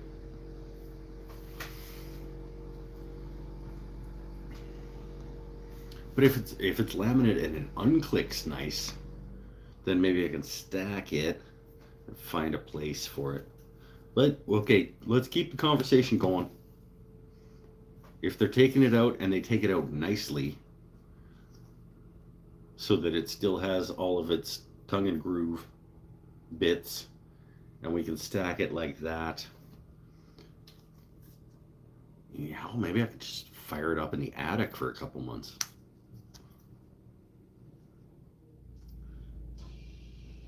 It's the weird one that comes off the really steep part of Alder.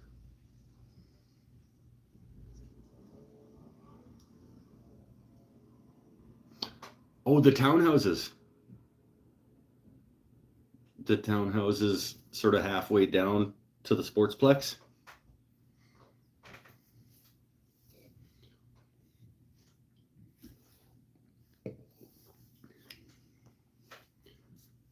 Hire a container. I just get a U-Haul. Park it in the... Get a U-Haul. Take it to their place. No, that doesn't sound worth it. Rent a storage unit? Not a terrible idea. More than I want to spend. But in terms of, like, if it's free flooring and the storage unit is less than, if I get a storage unit for $40 a month, maybe.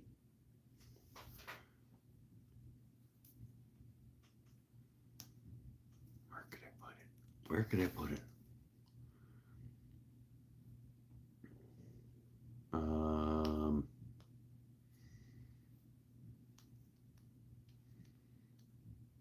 Where could I put it? Is Mark using his garage for much right now?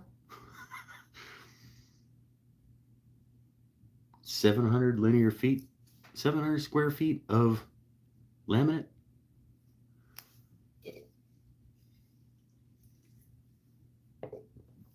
Put it in Mark's garage for a bit. Put half of it in Mark's garage.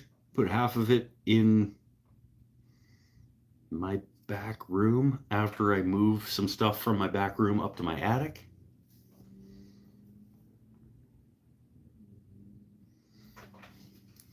There's an answer here. When is this happening? Next week? What did he say? Is about to redo their floors. Okay. I just need a little bit of notice so that I can plan to possibly receive 700 square foot of laminate.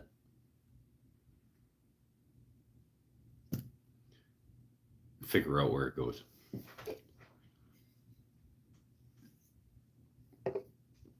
This is a thing that, if this is a thing that happens, that'd be cool. I do want it to be, I'm gonna get picky. So I want it to be decent though. For free, but it's for my shop. Mark's garage is a disaster right now. He was just telling me about how bad it is. Well, then maybe he won't mind having a huge stack of laminate just like in there also. You gotta message him. Be like, so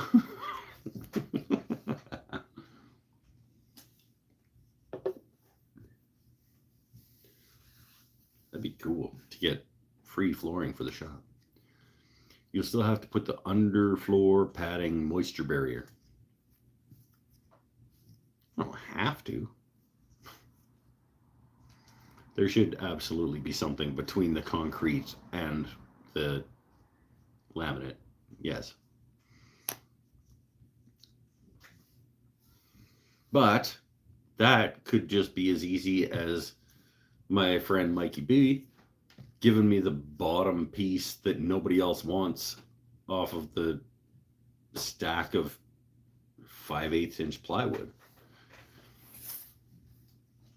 You guys have a couple off each lift that just get chucked, right?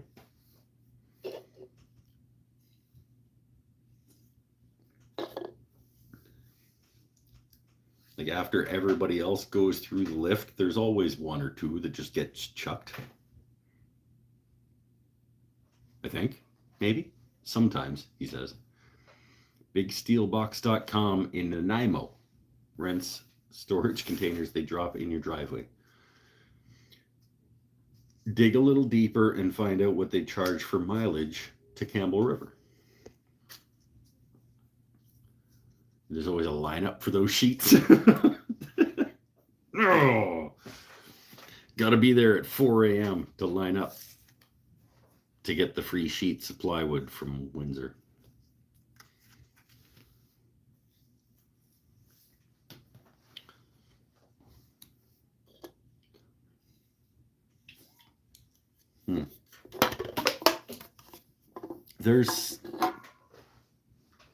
We're on our way. We're on our way to getting me a new floor for the shop. We can't just seal it with paint.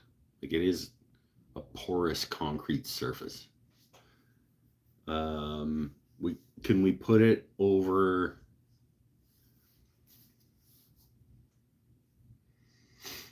with laminate flooring? Or no, it has to be like vapor barrier almost. Shit, that stuff's really expensive. That orange stuff is super expensive. I'm not putting it over that. That's gonna be like a couple grand worth of underlayment. What's the current floor? Concrete in contact with the ground. Like, it's not even a concrete, like, raised. It's the foundation of the house. Econo Easy Box Storage in Campbell River does container in your driveway as well. It's true. We'll talk, not in public, about, fuck it. That's a shit company who he has, like, destroyed a good number of things in our community. Don't really want to support that guy. Outdoor carpet. Interesting. Like AstroTurf type stuff.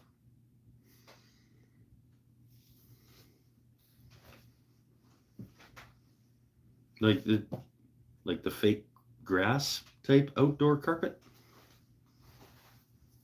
Because people give that shit away sometimes. Beer.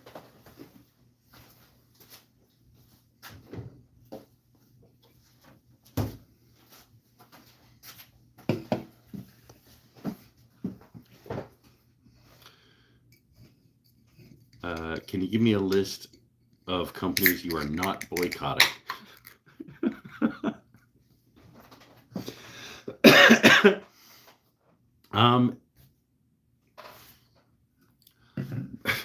Probably not. Honestly, probably not.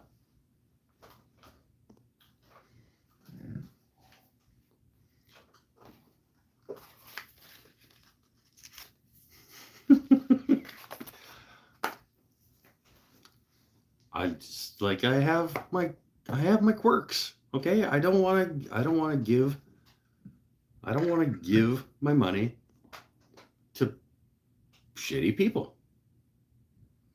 And as often as I can, and I know, if I know that you're shitty, I am not going to do business with you. If you have yet to prove to me that you're shitty, we can do business. Once I know that you're shitty, I can't justify making a decision to give you money when I could give it to somebody who I don't yet know is shitty. It's one option, but really low pile carpet. Home Depot usually has rolls of it in store. Mike has blacklisted me. No, we're good.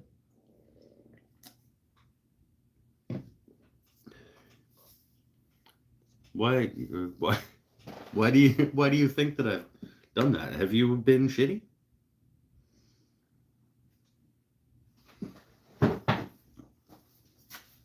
And also, like, what kind of business would we do?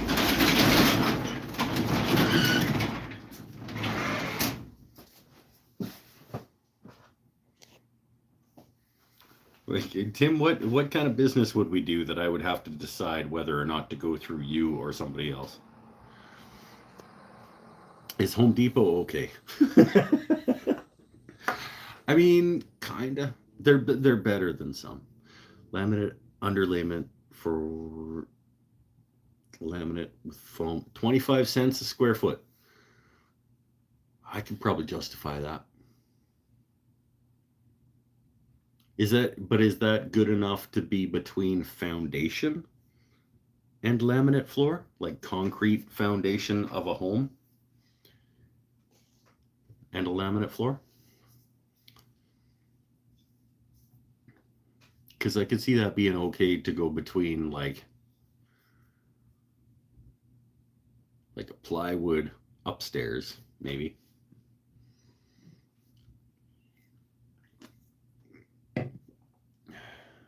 I would resell Beaver Chucks. See?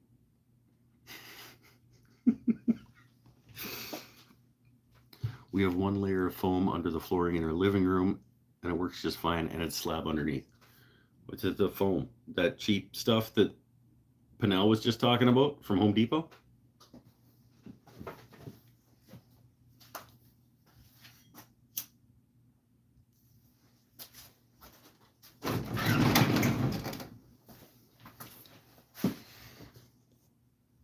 Because that's cool. I could do, was it a quarter?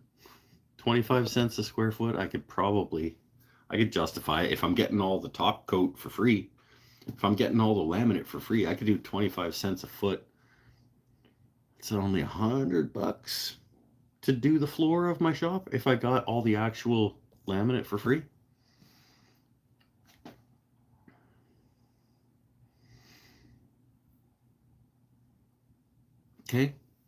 Okay.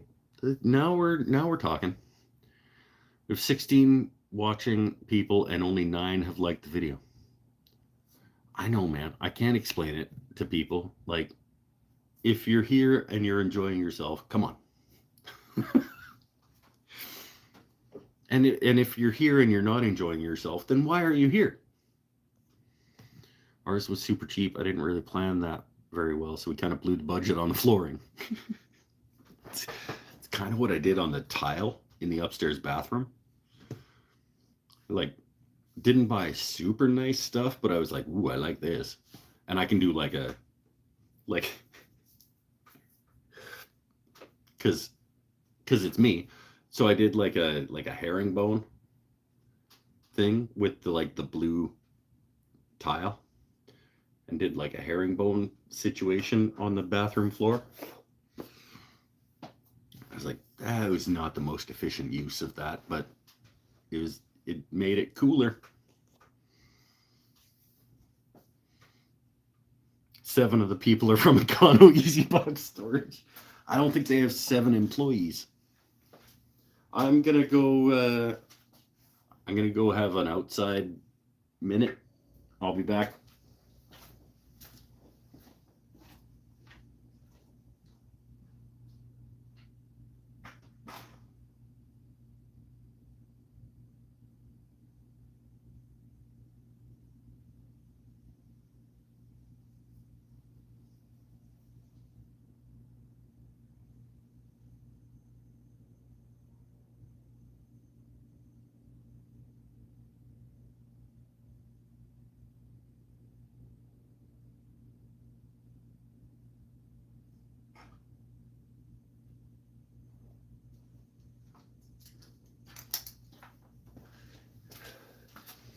There's 7 of them from Econo Easy Box.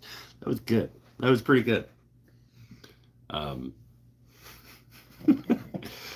Put another mark on the board for another company who will never sponsor the show. Econo Easy Box.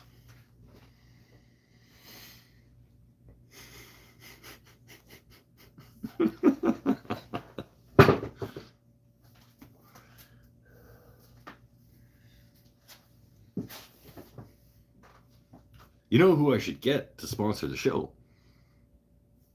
Is Windsor Mill Sales.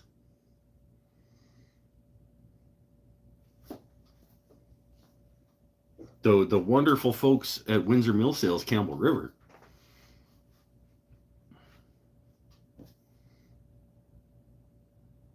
Those guys are great. They do wonderful things for our community, and they are a huge benefit to all of the home renovation people and the contractors here in our community. They're the most wonderful people in our community, probably. They're really, really good, and I appreciate them, and I go to them every chance I get when they have something I need. That's where I go.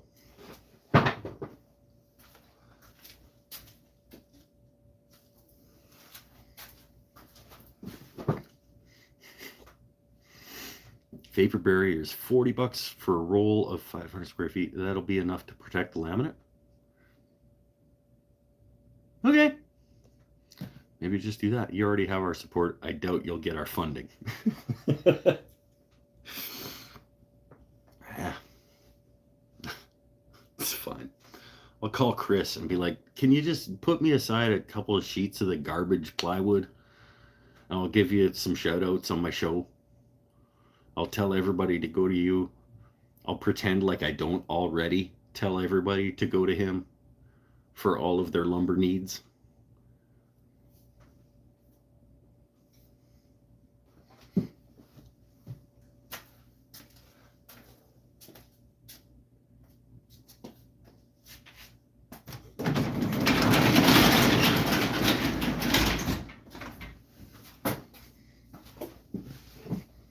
He ain't watching this, so he won't know that I already do tell people to do that.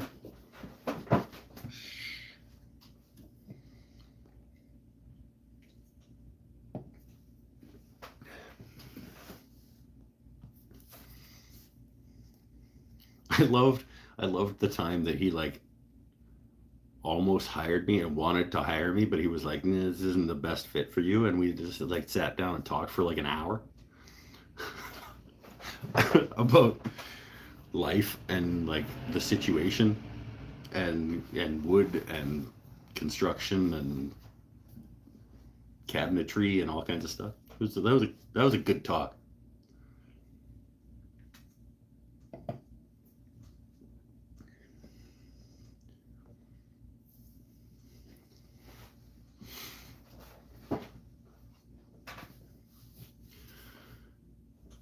Oh, I'm gonna go get a guitar. People stop talking. I'm gonna go get a guitar. It's all good. I'm your lumber hookup, not him. I know. We'll do something with that pallet full of Douglas fir as well, because I'm never gonna make it into furniture. You just get it out from under the deck, fire it all through the planer, get it down to 1/2 inch if that's what it needs to get to. We'll do something with it. Laminate it all up into a new workbench for over there, maybe. Not all of it, obviously, but yeah, I should make use of it. There's a lot of wood there.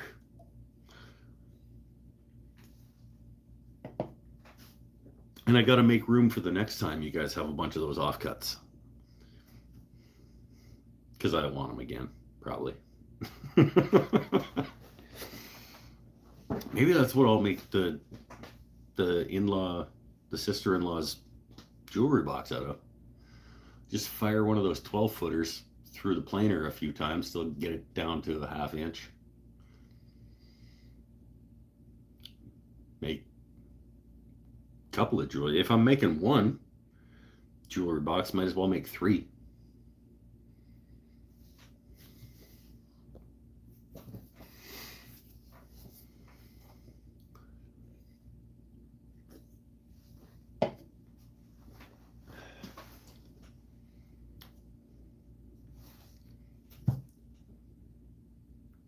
Is everybody gone? No, they're still here. I'm telling you guys, if you don't keep talking, I am going to go get a guitar. And Penel's like, please, please keep talking. Mini spoon shelves. There you go. There you go.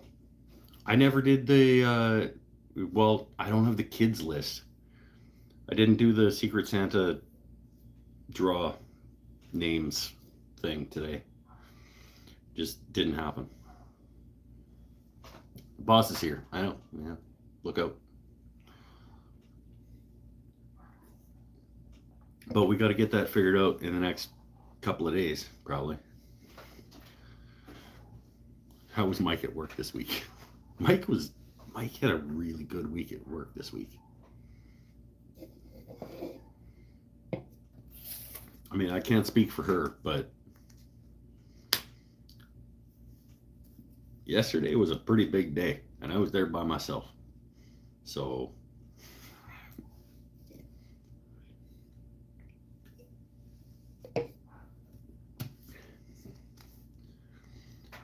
Tim's here. I know. Working on a spoke shave I bought today while watching. Tim's working on a spoke shave. I don't have a spoke shave. Stephen McLean. Hello. Hello to you as well, my friend. No, people are just like trying to say things so that I don't get a guitar. That's fine. I can absolutely not get a guitar. I just want to keep hanging out with my friends on the internet. And however that needs to happen. I made this. For those of you who weren't around right at the beginning of the show, I made this wicked awesome keychain earlier tonight on the lathe. Get your guitar. Eric is cheering for the guitar. We'll see. I have been playing with picks on my bench here during the discussion the whole time, and it does feel pretty good in my fingers right now.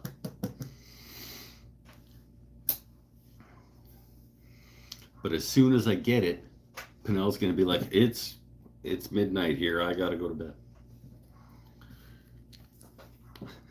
I don't care if you get a guitar, I just don't want the live to end. That's how I feel most weeks. Honestly, Tim, that is how I feel most weeks. It's that like I love hanging out with you guys on the internet, and like I just kind of want to just keep going.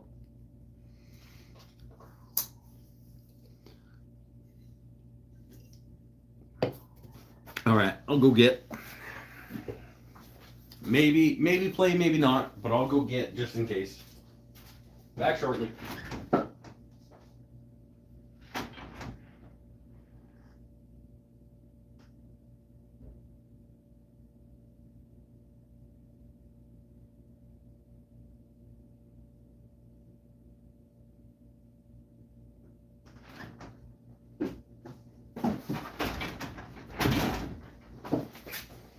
There it is.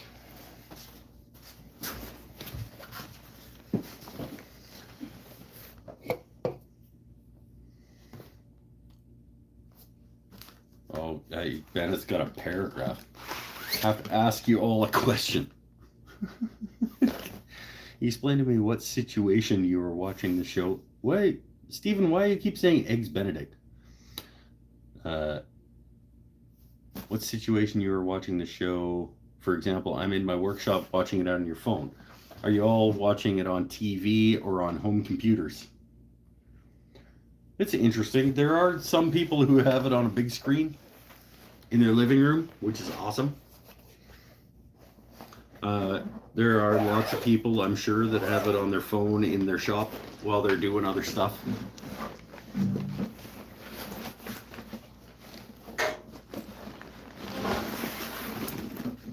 It would be interesting to take a poll one day and see like how people watch this.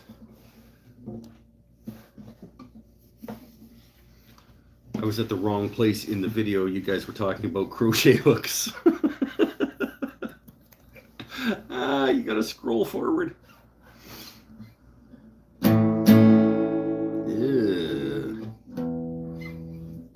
That's because there's a pick in the strings. That's gonna hurt your tuning.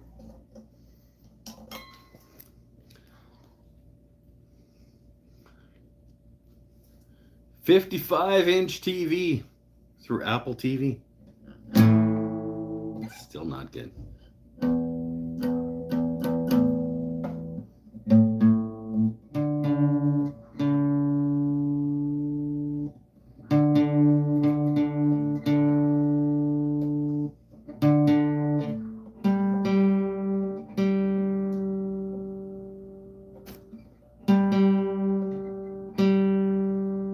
Mike tunes his guitar.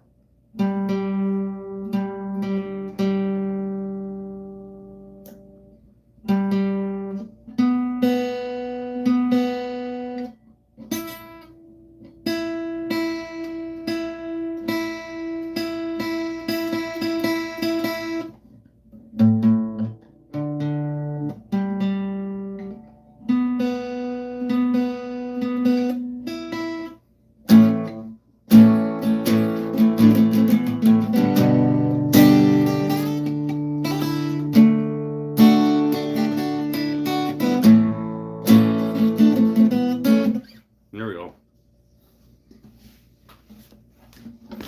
It's tuned now.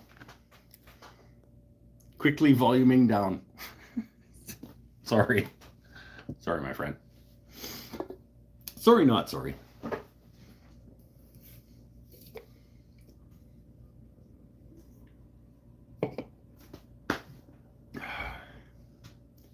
Maybe play, maybe not. Now it's here.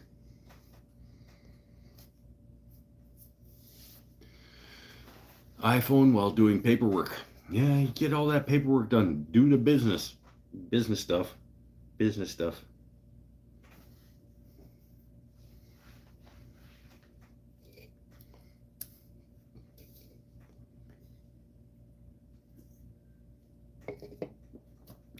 So yeah, in the next couple of days, we got to figure out Secret Santa. Get everybody to come by and pick a name. Because I probably want to make something. I'm probably not going to get to make something. Whoever I get is probably going to get like a very small box that I already have in the house.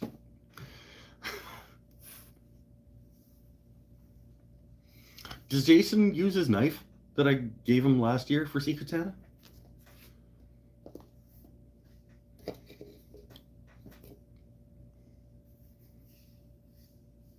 I hope that it's not just like languishing in a drawer.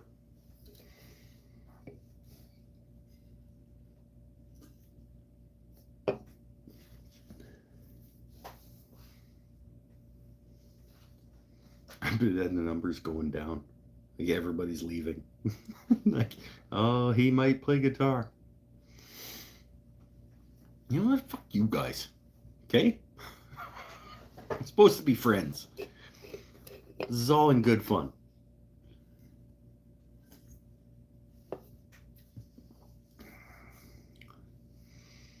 Put sawdust and a small bottle of glue in the box with a note saying IKEA. It's not bad.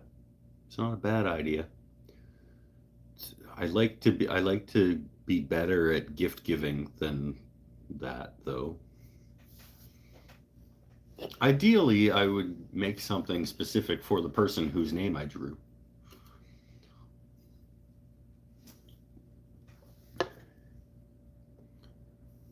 Like, I mean, last year, I think the reason that I made those knives when I made them last year was because I drew Jason's name in the Secret Santa draw, and I was like, there we go. This is my excuse to make chef knives. Hope they like a dice box. Yeah, it's got an engraved D20 on the top and everything. Wonderwall. Well, anyway. Anyway, here's Wonderwall.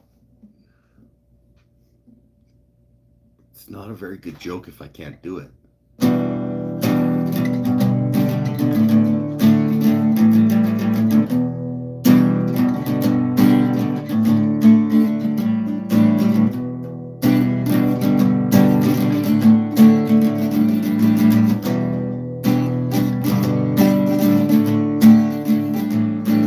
Damn, volume down. Todd,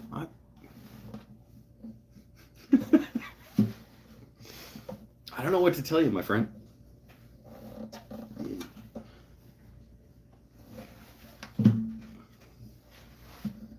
Should it be a loud noises warning?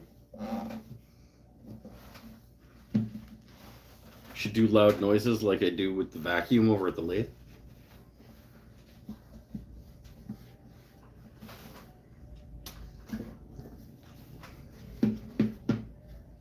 Why is this being...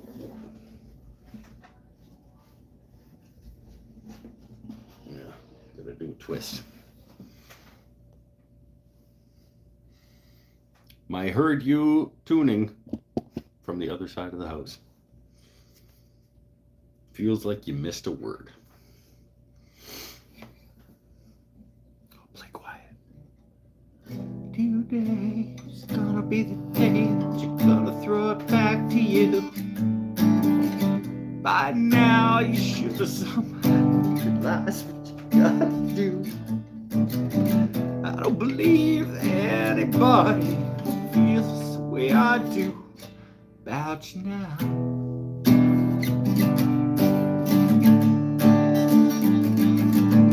Backbeat, the waters on the street, 'cause you're fighting your heart is out. It's become such a joke, and it shouldn't have become such a joke because it's a pretty cool song. Is that Ben Harper? Yeah, it's Ben Harper doing Wonderwall. Actually, Ben Harper would probably do a really good Wonderwall.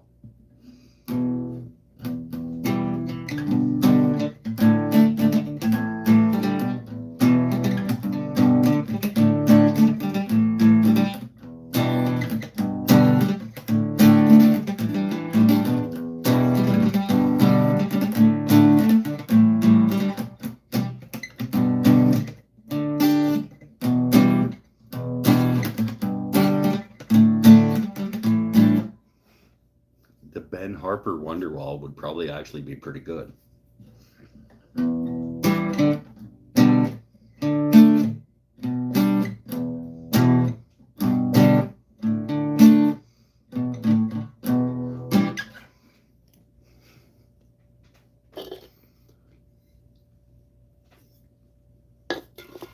I do like the running joke about the Ben Harper also. One day, I'm just gonna knock out a Ben Harper song for you, just out of nowhere, no warning. And you're gonna be like, damn. Here.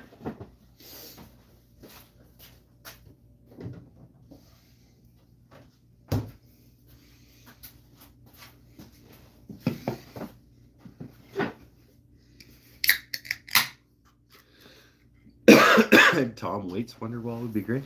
I would like to hear everybody, I would like to hear everybody's version of Wonderwall. I think if that could be a good way to figure out who you really like. Just get everybody to interpret Wonderwall in their way. I think that would be cool. Get everybody's version of Wonderwall.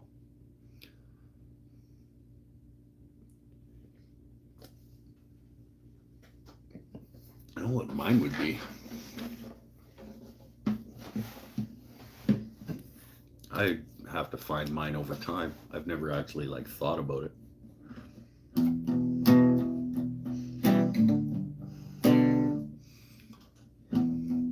The Nine Inch Nails, the Trent Reznor version.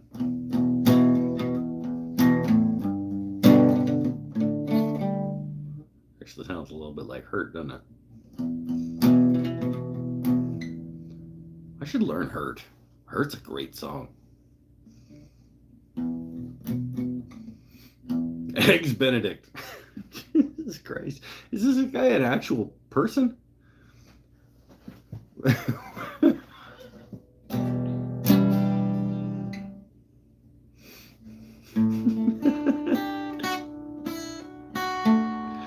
Steven, if you are an actual person, I am going to ask for you to stop what it is that you're doing before my friend Chris Pennell just bans you from the channel. Because that's super weird.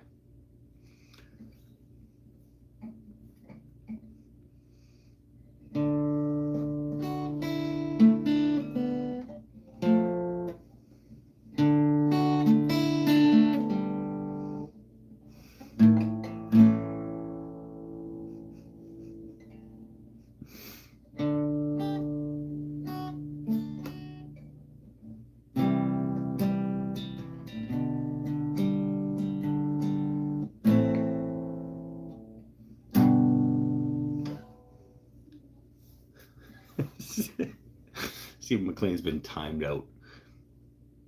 You're welcome back if you turn out to be an actual person and you stop just saying Eggs Benedict.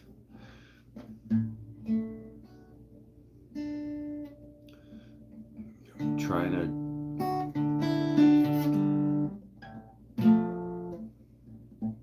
say Neil Young something.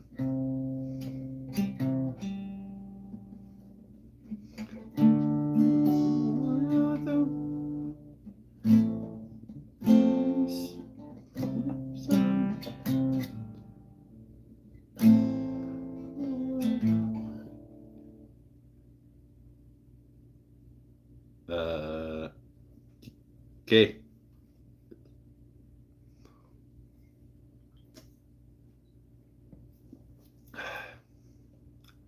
Okay, Steve.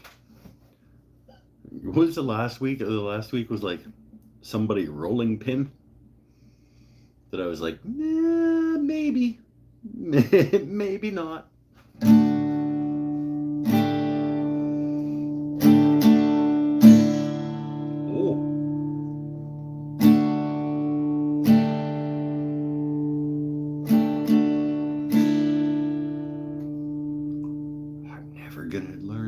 I'm never gonna know the words. It's a good tune though. Steven's gone. Yeah, we gave him the benefit of the doubt though. It's just weird. Eggs Benedict. It's such a weird thing for a bot to say. Like, I'm gonna put Eggs Benedict in the chat like 5 or 6 times in a row. Who programs that? Isn't that a weird fucking thing to program?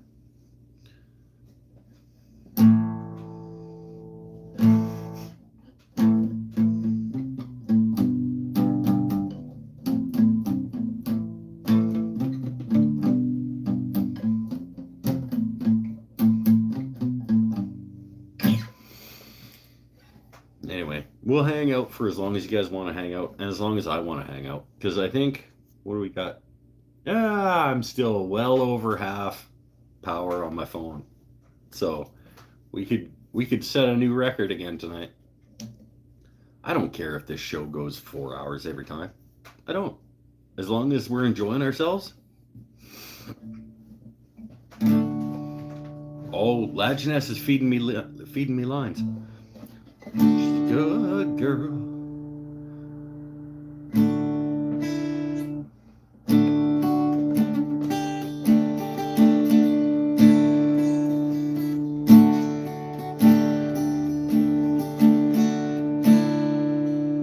She's a good girl.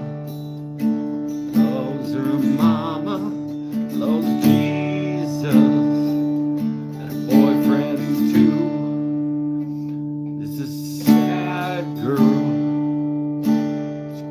crazy about Elvis and America too.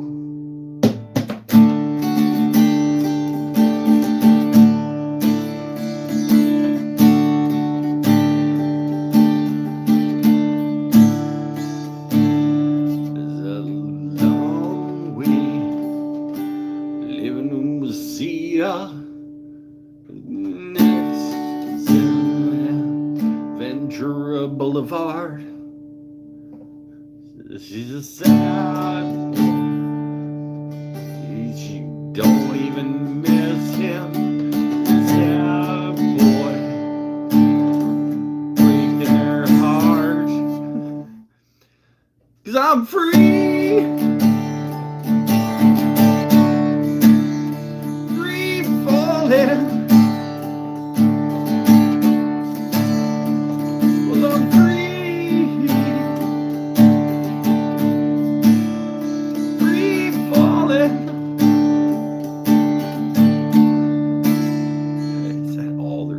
Song? It can't be. Tom Petty's not that shitty. There's got to be more to that song than that. I'm watching the numbers go.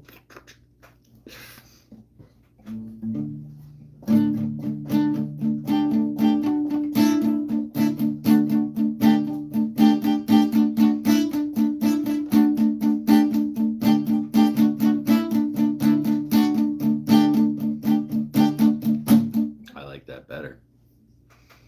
Eggs Benedict. Jesus Christ, really? This can't be real. This can't be what's actually happening right now, right?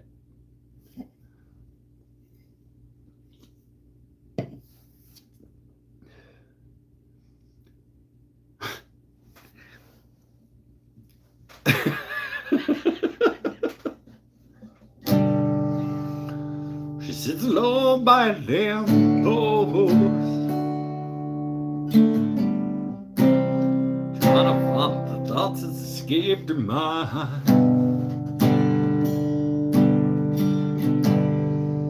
She says, there's the one I know most,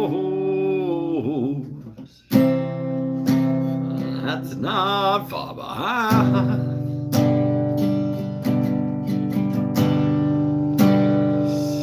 Lets me hear, only tells me where she's been. She's had too much to drink. Says I don't care, I just run my hand through her dark hair. I pray to God you gotta help me find a way. Let her go. Eggs Benedict, let's fall down like rain. Let her sing. Jesus is all her pain. Let her cry. Let her walk right out on me. And if the sun comes up tomorrow, I'll have Eggs Benedict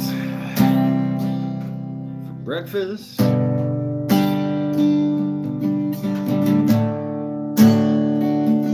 Just give me some of that hollandaise sauce.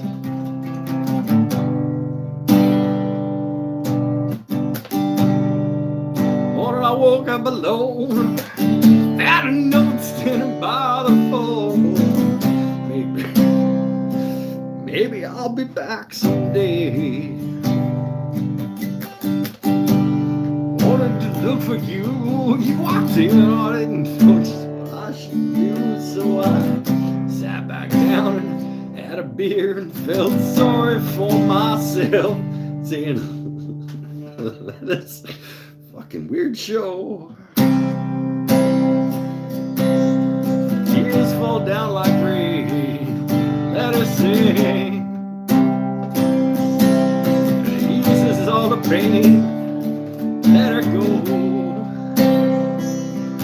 Let her walk right out on me. And if the sun comes up crow. Let her be. Let her be.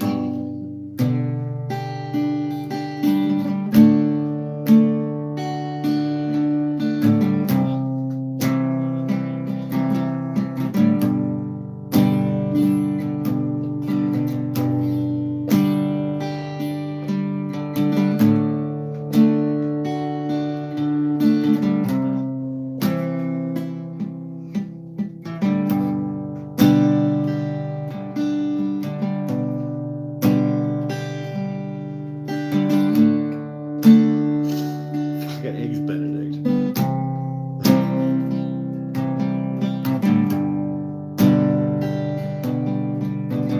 Last night I tried to leave, cried so much I could not believe it was the same girl I fell in love with long ago. I went in the back to get high, and I sat down on my couch and cried. Oh no, don't tell me fucking Eggs Benedict. Eggs Benedict. Eggs Benedict. Eggs Benedict.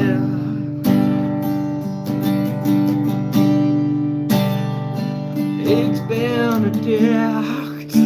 Eggs Benedict. Benedict.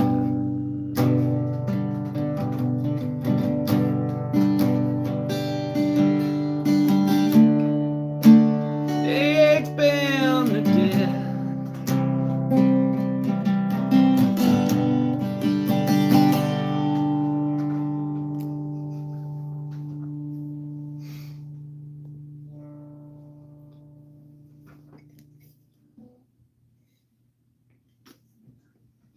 And so that song was called Eggs Benedict by Hootie and the Blowfish. Maybe Stephen was in trouble and trying to tell us. Somebody should send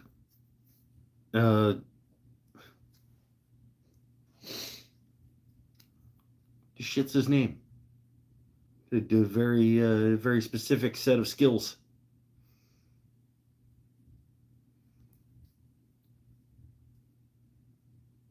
I don't know who you are. That guy. Send that guy to fix Stephen. Someone using a safe word when he saw the guitar. Eggs Benedict! Eggs Benedict! Oh, I like that even better.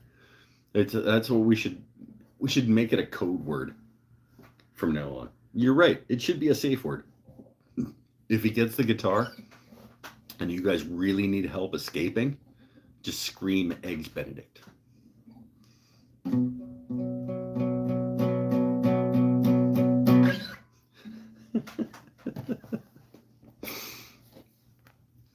Maybe Stephen had an LHQ similar to Condiment Fingers, and the only answer he could say was Eggs Benedict. Okay, first things first. Let's talk about Eggs Benedict, okay? They are shit.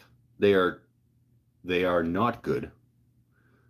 But I am 100% biased and because of trauma. Because the first time I ever had Eggs Benedict, I was like maybe 10 or 12 at a hockey tournament, and we were at a buffet. And that looked like cheese sauce. I thought it was liquid cheese.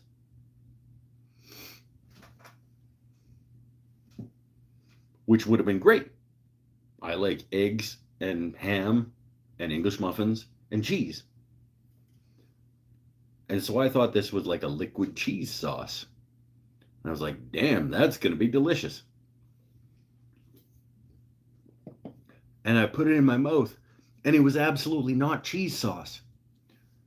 And so it was like one of those like expectations versus realities kind of situations. So maybe I might like hollandaise sauce and Eggs Benedict now, 30 years later. But ever since then, I was in like, no, hollandaise is gross garbage. Why would you put it on your breakfast? But as a realist, someone who thinks things through, I acknowledge that this is like a traumatic experience that I'm still dealing with, and it's probably really good. Ice hockey or field hockey? We yeah, ice hockey. Field hockey isn't really a thing here. I mean, yes, it is, obviously, but yeah, no, I played ice hockey at a pretty serious competitive level for a long time in my youth. Still want to know how to play this. I don't know why I keep going back to that.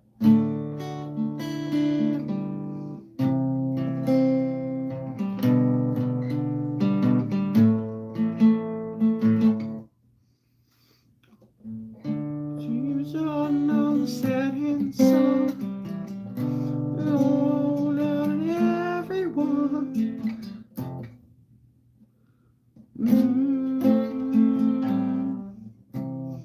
Damage done.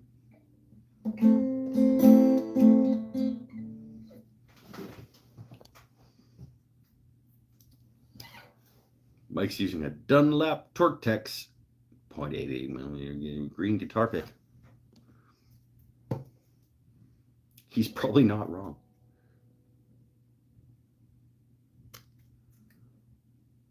He's probably not wrong. Hold on. That's really impressive. If you can pinpoint the guitar pick that I'm using right now, I believe it's a cat's tongue something. Dunlap. It's a 0.53. It's a 0.53 cat's tongue. I don't know who makes it. But it's made in the Czech Republic.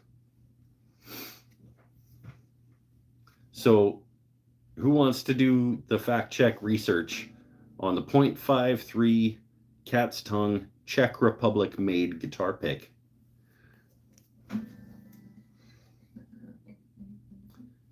$19 points. 19 points to whoever names me the company for the 0.53 green guitar pick made in the Czech Republic. I do have a lot of Dunlap guitar picks, though. You are correct about that brand being. This one is not.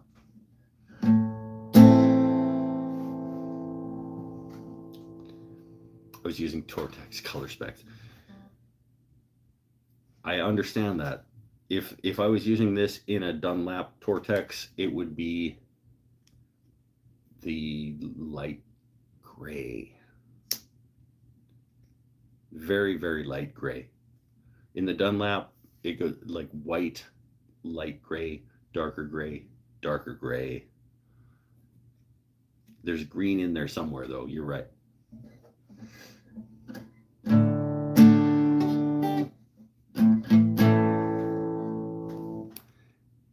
Nekodita, the guitar pick company. Tim's all in on the research on the guitar picks.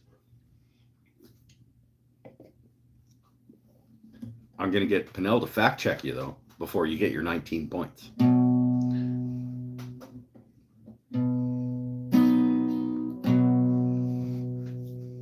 She lived on a curve in the road. Old top paper shack, the south side of the town on the wrong side of the track. Sometimes on the way to town we'd say, Mama, Mama, where the fuck is it? Mama, can we stop and give a ride?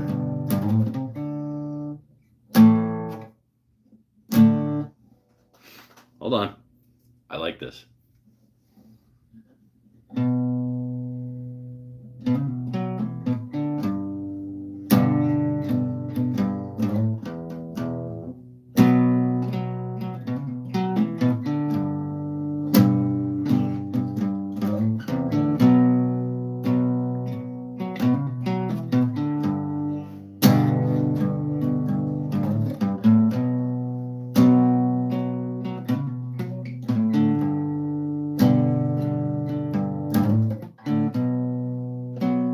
Down along the road,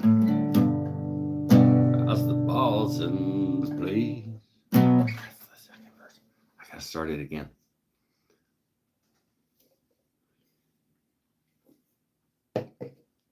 No, I don't. Maybe that's my missed window.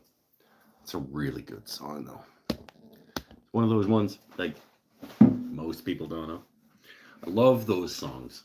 The songs by like really, really, really popular bands that like most people don't know that song. Love those ones. Like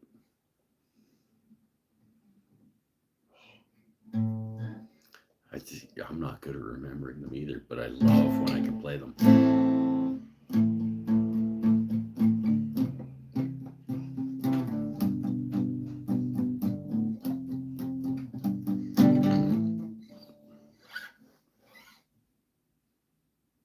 I'm not going to be good at it.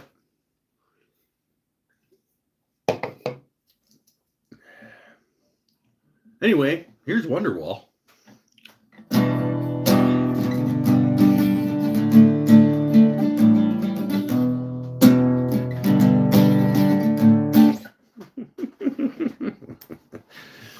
Eggs Benedict. Oh, this show is just a one big long inside joke, and I love every minute of it.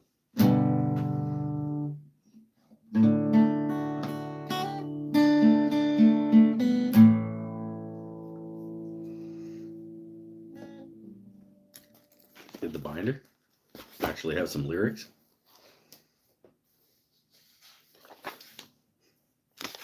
So anyway, here's Ben Harper.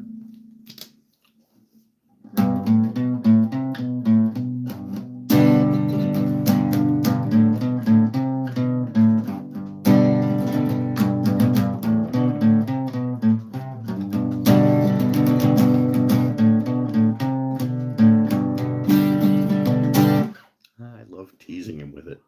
I absolutely love teasing him with it. Like I'm actually gonna do it, and then I just stop.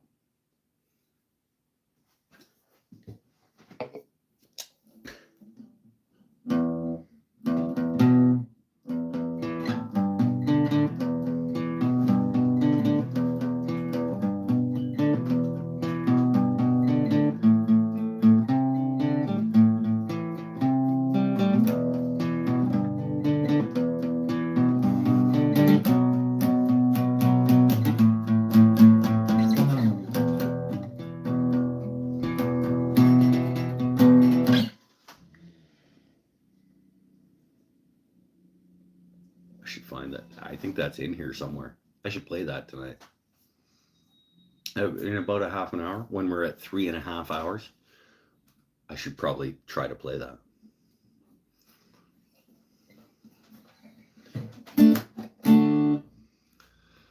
No Woman, No Cry would be good. If I had the lyrics for No Woman, No Cry, I could absolutely probably play it.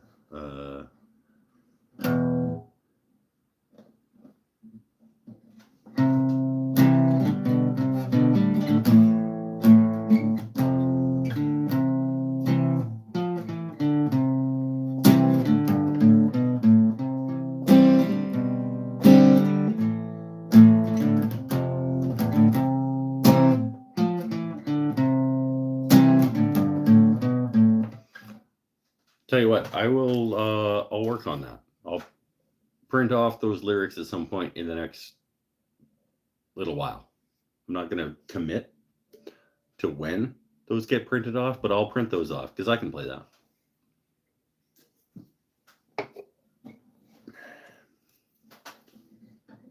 Said, I remember when we used to sing. Do your best Ben Harper falsetto impression as well.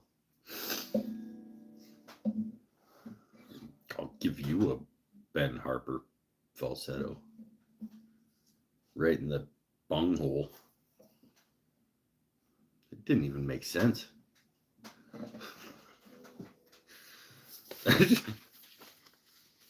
I'm not even mad. It's impressive. You ate a whole wheel of cheese?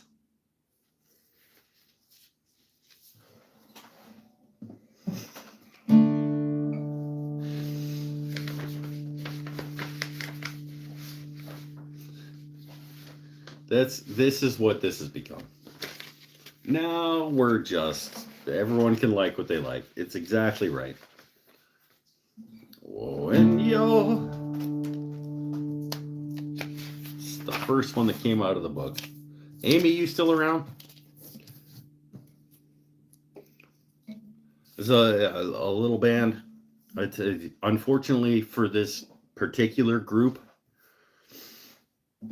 they came out of England. They were overshadowed by the Beatles a little bit, so unfortunately they didn't really catch on and make it anywhere.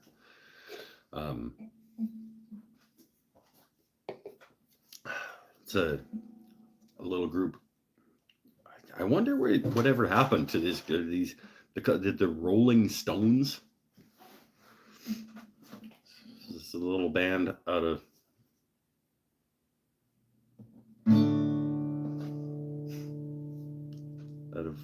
England. I wanted to give them a town, but I don't think I know where they came. Liverpool? No, that was the Beatles, I think. Where's the Rolling Stones from, like in terms of their hometown? When you're sitting there in your silk upholstered chair, talking to some rich folks that you know, I hope you don't see me in my ragged company. 'Cause you know I could never be alone. Take me down, little Susie, take me down. Know you think you're the queen of the underground. You can send me dead flowers every morning. Send me dead flowers by the mail. Send me dead flowers to my wedding. I won't forget to put roses on your grave.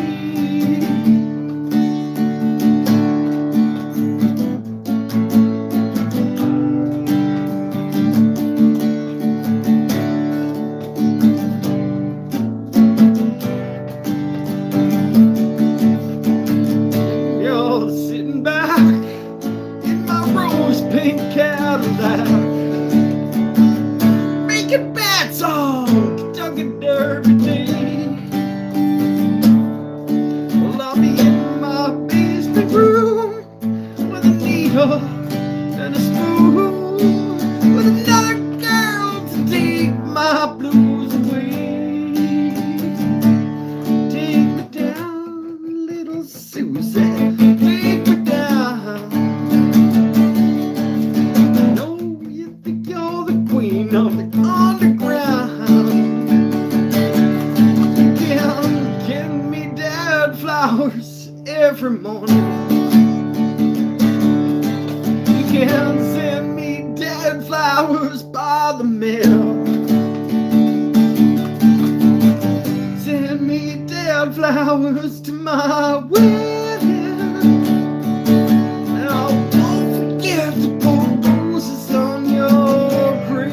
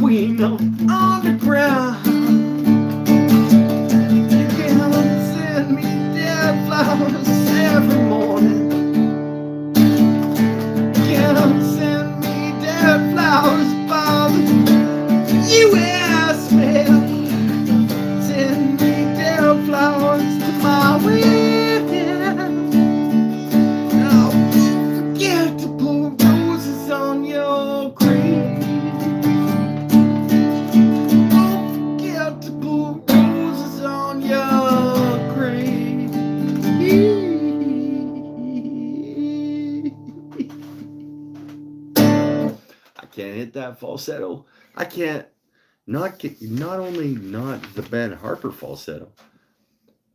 I can't even hit that old man falsetto. It's unfortunate, really, for the Rolling Stones that they never really had a chance, you know, because they're like the Beatles, just kind of like, and they just got stuck playing second fiddle.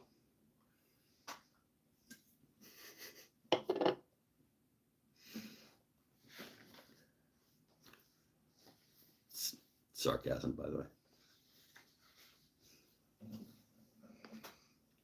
Vineyard Farmhouse. Brian's here.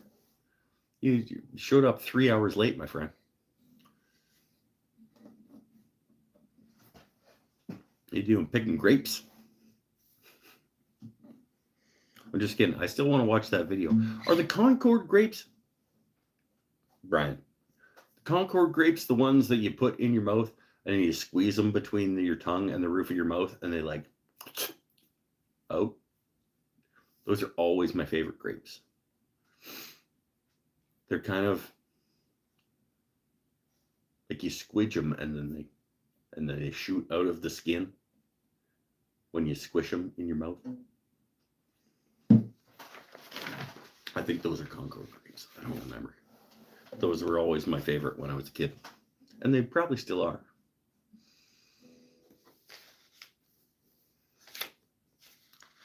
"1 a.m. here, gonna call it a night." See, I told you he was gonna say that. He's gonna blame it on the time. And he's gonna... Night, my friend. I'm gonna try, hopefully not to do... No, I don't want to even say that. So, like, maybe it won't be a 4-hour show. Maybe it will. Depends how much fun we're having.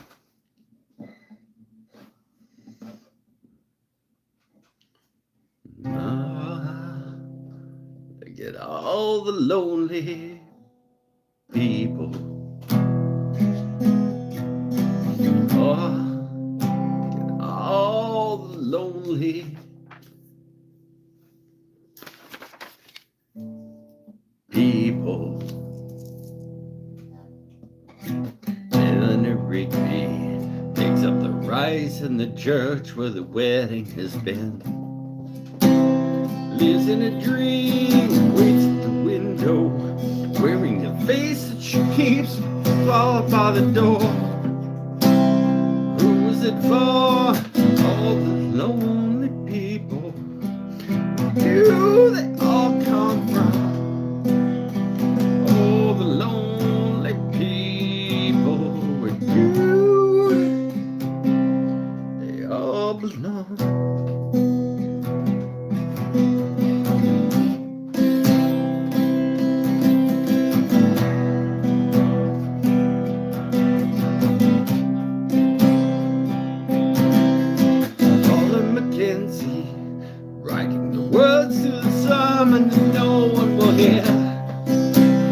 No one comes near. Look at him working, donning his socks in the night when there's nobody there. What does he care? All the lonely people. Do they all come from? All the lonely people. Do they all belong?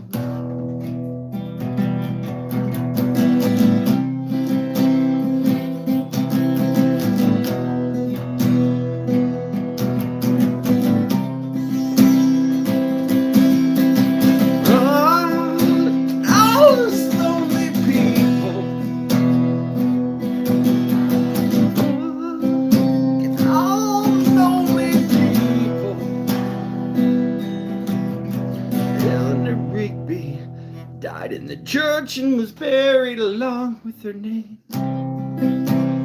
Nobody came. Father Mackenzie wiping the dirt from his hands as he walks from the grave.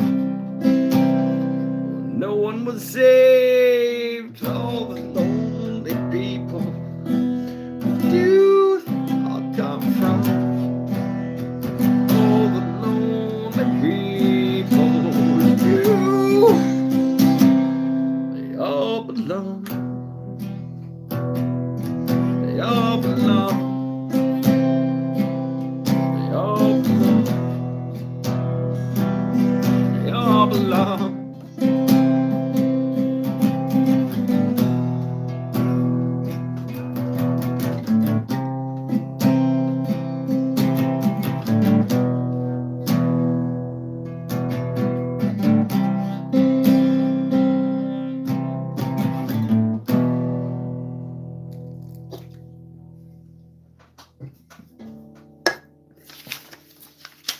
fun one too.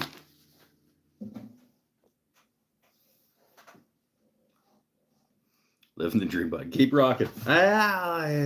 Who cares? Let's just keep going. This fingernail is a little big.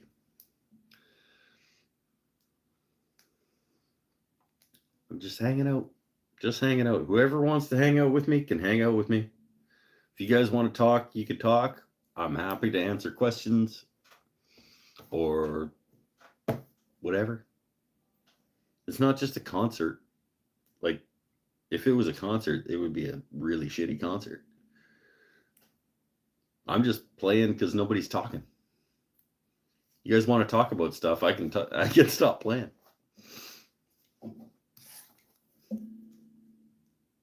Yeah, maybe. I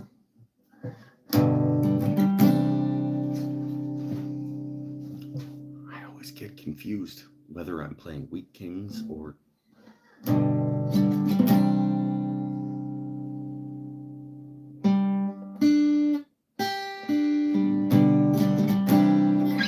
Rockin' in the Free World.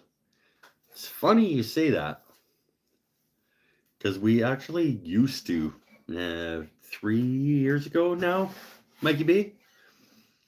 3 years ago, 4 years ago, we actually had a cool version of Rockin' in the Free World that we would do.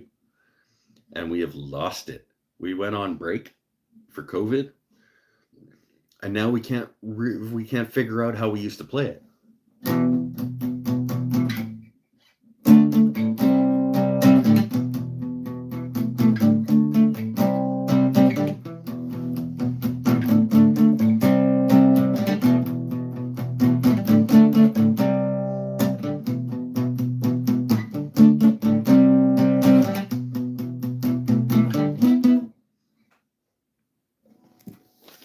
Probably in here still.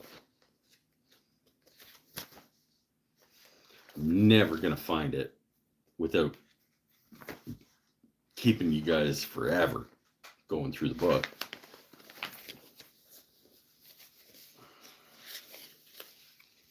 There's a bullet in her eye, with a baby in her hand, under an old street light. That's the second verse. Hold on, I'm getting closer. It's one more kid that'll never go to school. Hold on, we're getting. Yeah, actually, you know what? Fuck it, let's find it.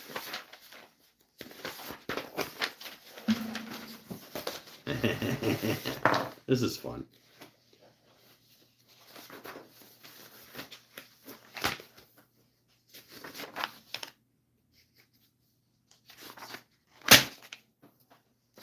Couples on the street.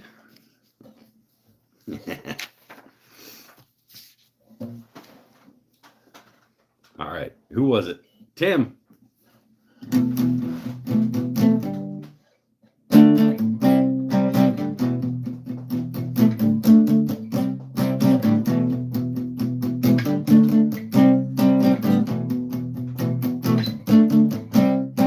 Colors on the street. Red, white, and blue. People shoveling the feet. People sleeping in the shoe.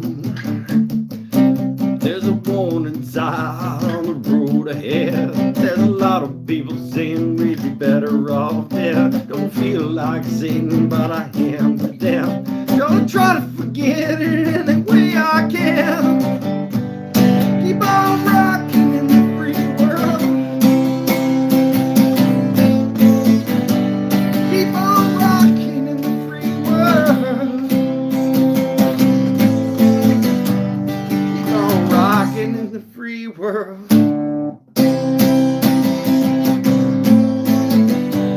Keep on rocking in the free world.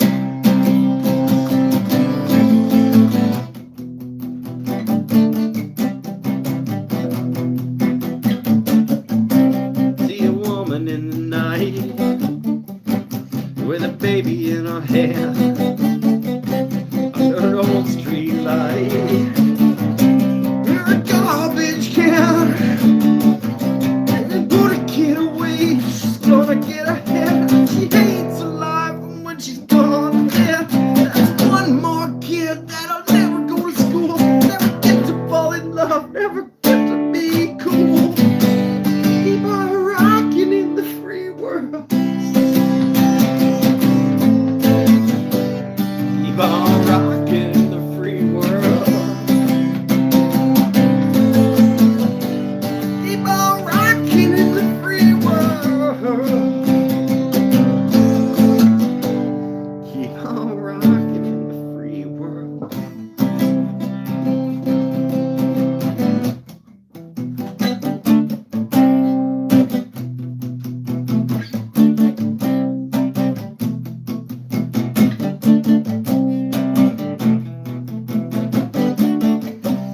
Got 1,000 points of light for the homeless man. Got a giant legenda machine gun head. Got department stores, toilet paper, styrofoam boxes for the ozone layer. Again, other people says keep up alive, and you're going to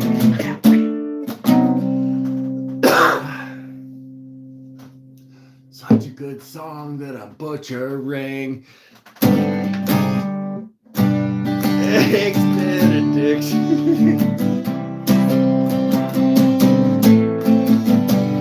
Keep on rocking in the free world.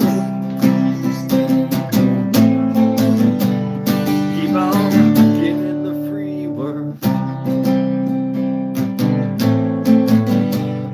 Keep on rocking in the free world.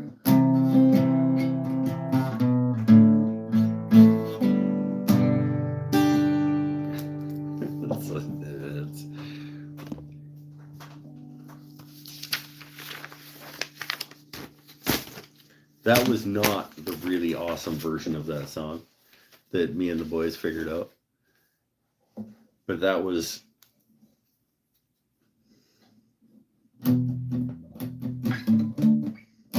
me figuring it out on the spot again after numerous years of not playing it.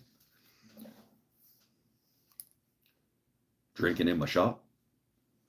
I'll give myself 60%.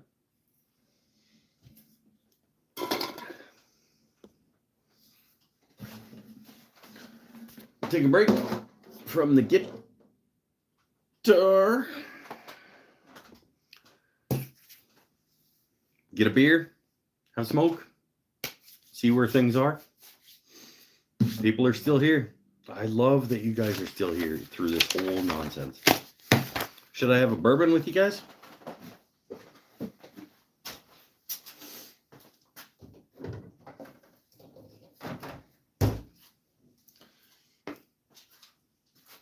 You guys do need to keep talking.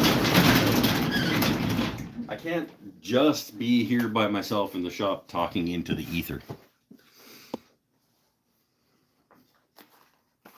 As much as most of it is that, I can't just be by myself sitting here talking. You guys need to engage at least a little bit for this to keep going.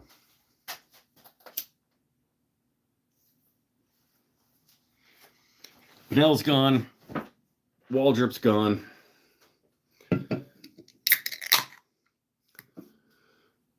My most active commenters are gone. Somebody needs to step up.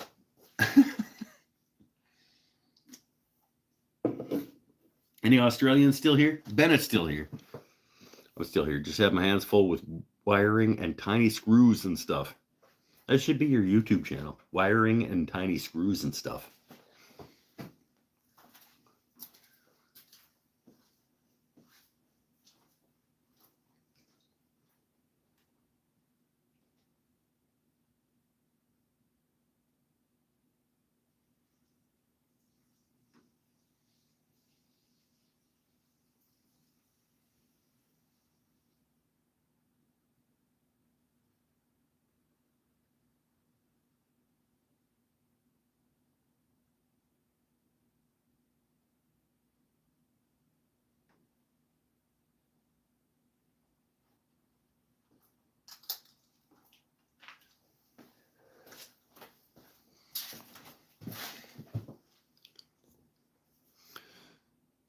Got any plans for stuff for us to film on Monday?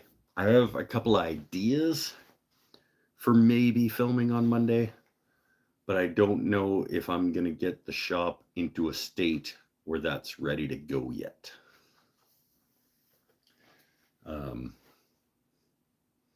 You weren't here earlier when I was talking about hopefully bringing in a cameraman on Monday, but it'll depend on how tomorrow goes. If I decide to sleep until middle of the afternoon tomorrow and not get the shop clean for us to be filming, then it might not go. I also have ideas. Let's start early and we'll tidy up first. Okay. We can do shop cleanup and then filming. I do need to start the jewelry box project.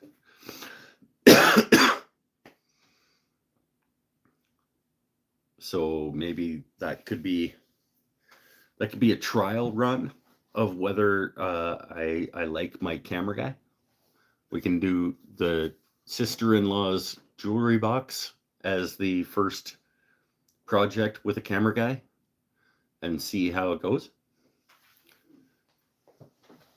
And then if it goes well, then maybe I have a new camera guy who makes a percentage of my income from YouTube, which is hilarious.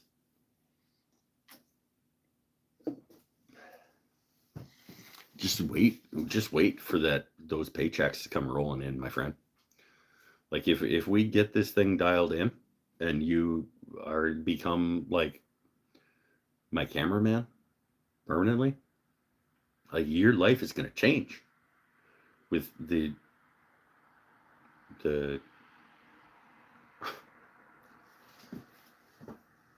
like you're financially secure at that point. No, it'll be way more fun though. And I think the videos will be better if we can get things dialed in with cameraman. That'll be cool. As long as your editing puts our shots together well, I think. Yeah. Well, the editing is not that big a deal if the shots are shot well.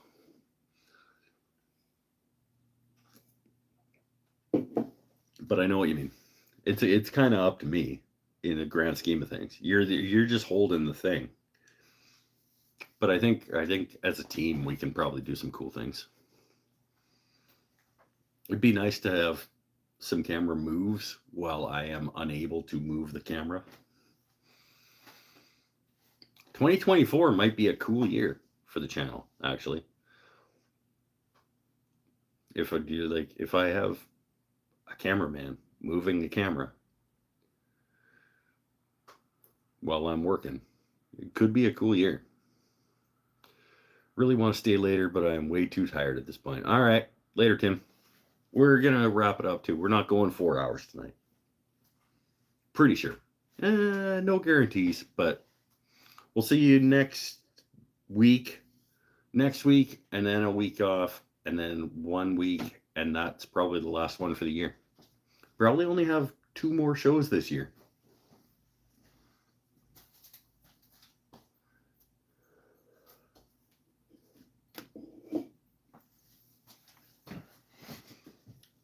We'll do next week. The week after, I have market. Week after, we'll do a show, and then probably that's the last one for the end of the year. Night, Eric. What do you mean, good night? You're like the middle of the day over there, aren't you?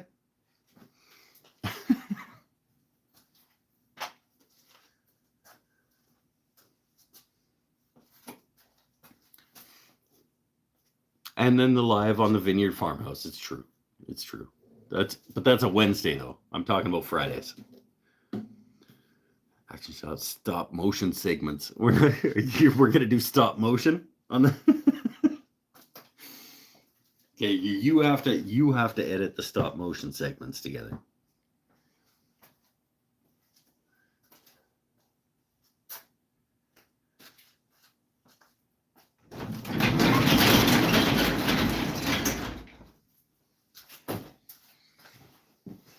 I'm not editing individual frames of stop motion together for this. Oh, for you guys. Okay, good night. Good night to the people who are good nighting. Eric's in. It's only 3:15 for him. Probably done with the guitar for a bit. My throat's not feeling awesome. And I don't think I sound awesome, but whatever. I'm having fun. You guys having fun? If I knew how to edit on a Mac, I would. Maybe if you're using something similar to what I used to use, I could figure it out. I can show you how to. You can come hole yourself up in the office in the back room, and I can show you how to edit videos together.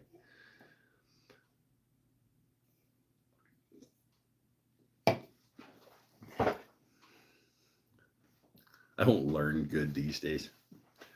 I would never ask that of you anyway.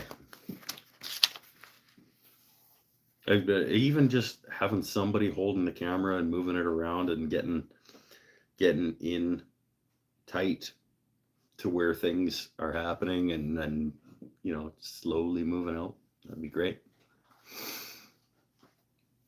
Just a little more dynamic aspect, and then not having to reset the shot in between every phase of a project, every step of a project.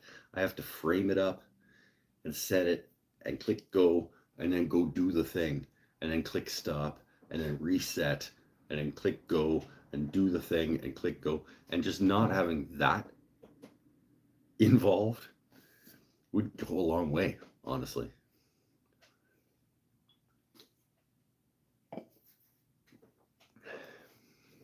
$12:16 here, but I stay up late most nights.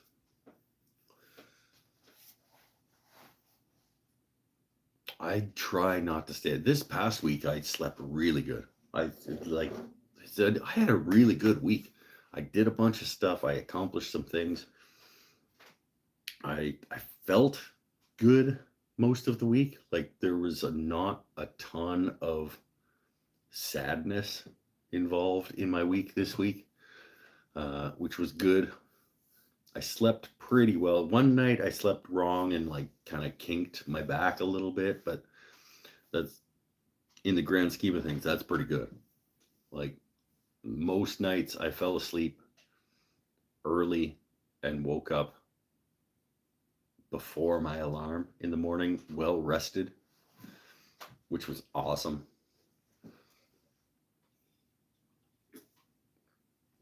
Just overall, I had a pretty good week, like in all facets of things, which is great. We should celebrate those things. We should celebrate more often having a really good week, I think.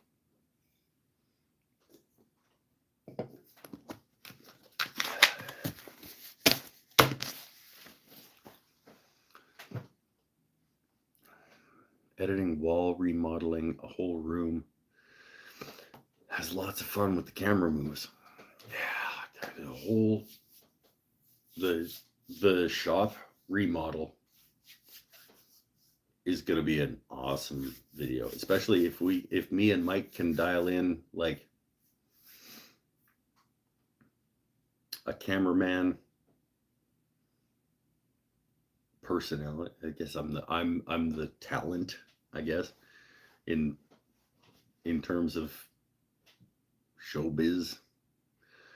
But if the cameraman and the director and the talent can get all on the same page, the shop reno is going to be a fucking wicked video. And just I think it's just going to be great to not have to reset every shot all the time. Except for when I made you put on Christmas music. Yeah, that was fucking horrible. It's not. It's almost December. It's almost December, and I had to put on Christmas music at the shop, and it hurt a little bit. But I understand there were classes doing Christmas projects and stuff, like let's have some fucking rocking around the Christmas tree, have a happy fucking day, or whatever. It's like, it hurts. It hurts being this early with Christmas music. Have a happy fucking day.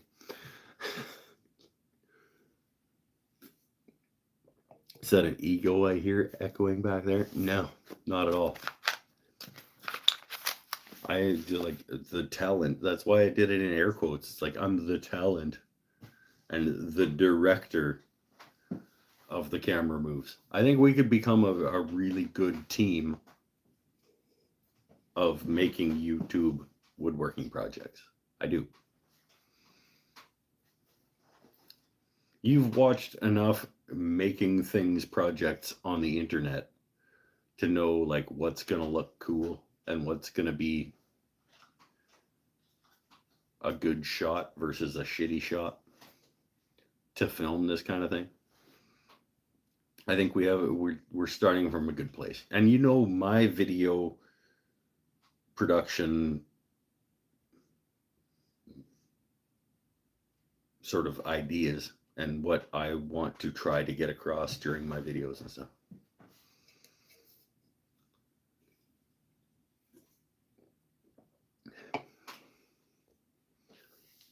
We'll be a great team if you aren't a diva and just do what I say, damn it.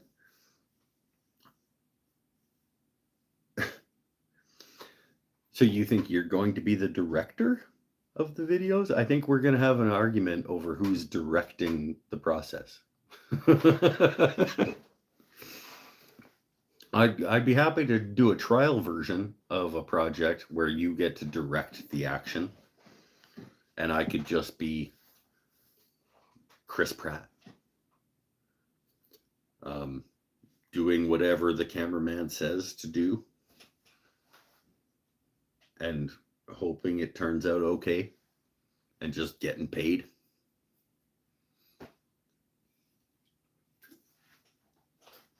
I think maybe we should start out with my ideas and you working the camera, and then if we slowly, I'd be happy to have you take over direction if it's going to work out that way. Who knows? Who knows what the future holds? I certainly don't. Maybe Mike Bennett becomes a world famous woodworking video director. Maybe he gets into Hollywood making movies after getting his feet wet by doing YouTube videos with some idiot in his garage. We don't know. I'm sure Taylor Swift started out playing in pubs with her acoustic guitar, trying to make a name for herself. Who knows what the future holds?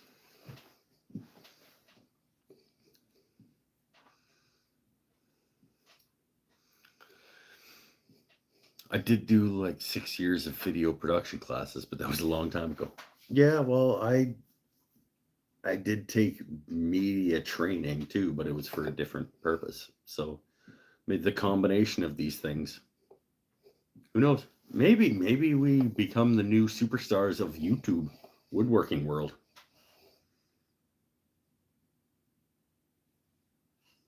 No. We'll have some fun. We'll have some fun hanging out. And honestly, like the worst case scenario, I get to hang out with my friend for an extra day a week while I make stuff in the shop. And the videos are a little bit better than they used to be. That's the worst case scenario.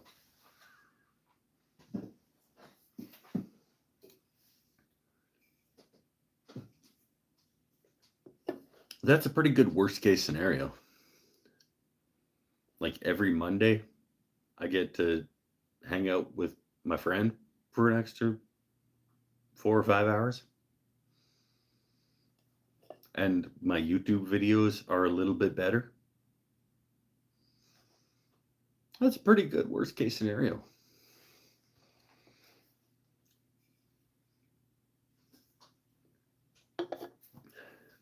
And then in between takes, I can talk to him about like where I want that crash symbol to be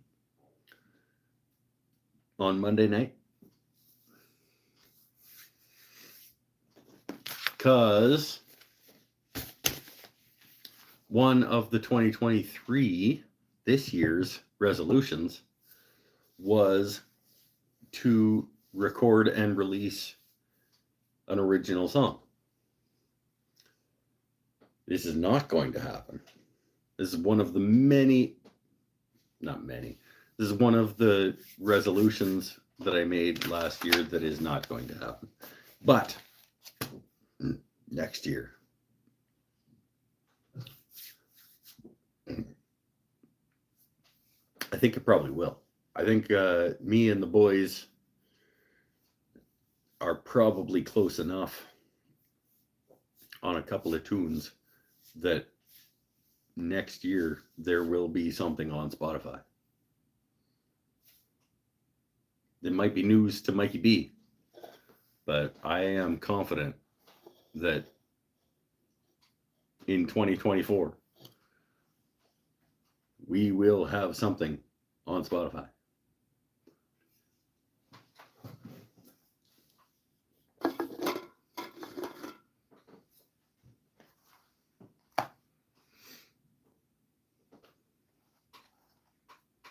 all I'm saying. We're still hanging out on the internet. Heck yeah, we totally should. Yeah, dude, like that garage sounds really good sometimes. And if we could manage to, we'll just figure out a way to get that, some of what we're doing there recorded in a quality manner. People will listen to that. It will be good. Like, people will enjoy that. People watch this nonsense. Are you kidding me? Like, there are people still sitting here watching me sit here talking nonsense. There will absolutely be a large number of people who will listen to and enjoy a well-recorded version of what we do in that garage. There would be people who would buy my fart water. Like,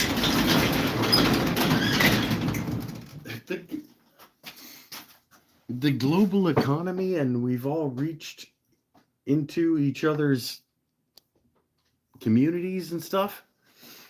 There's a market. There are people who will enjoy and appreciate the effort of what we're doing. Marty started stocking up on fart water. I'll sell you some. I mean, I know you've got your own, but you don't have any from, like, YouTube celebrity Mike's Wooden Things and stuff. Beer.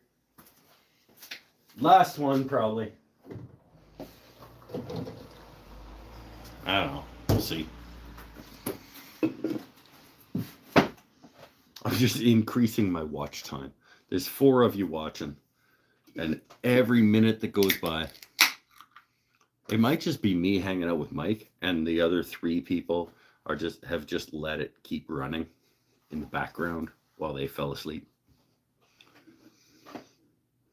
What else? Still counts as YouTube watch time. I mean, I could just, like, walk away and go to sleep and just leave this running, and then those 3 people who left it running would continue to do watch time. What was that stat, Mike, that was like, somebody said if you record a song and put it on Spotify and just left your phone running on repeat, you'd make $1,500 a month or something on it. It seems like nonsense, but that's just they're just paying. They're just paying. I'm playing video games while this runs in the background. What are you playing? What video game are you playing? Nadia? What video game are you playing? I just set up a computer to constantly play one of your videos, and it will slowly occur watch time, and it's like hundreds of dollars. Yeah, see, like, and like get Seth to dig out all those dead computers from his garage and set them all up to the internet and just have them constantly running Spotify with that tune playing over and over and over again, and we get a couple $100 from Spotify. Maybe, I don't know. Why not? And then because Spotify recognizes it's being played really, maybe we'll feed it out to a couple of people's suggested things like YouTube does. It's like, if it starts getting watched, we'll tell other people to watch it.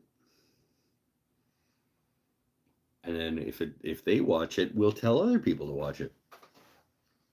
Stupid algorithms doing their thing.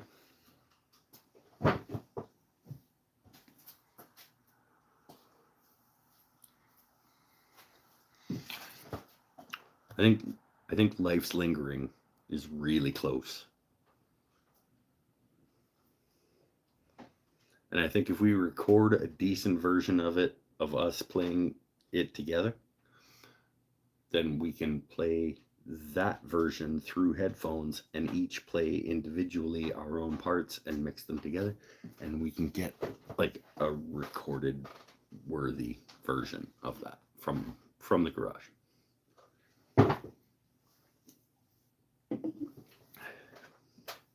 That's one of the songs that we play that I actually get stuck in my head.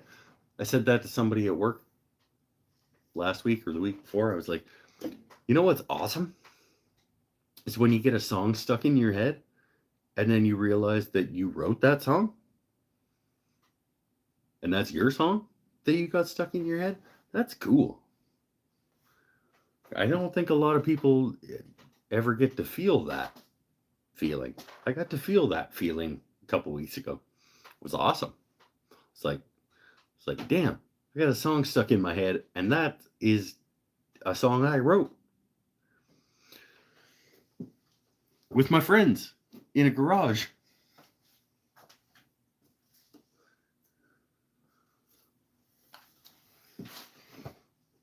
That's a pretty awesome experience.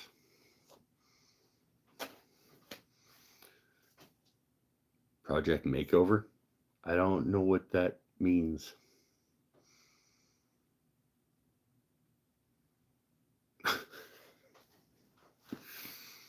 I don't know what that means.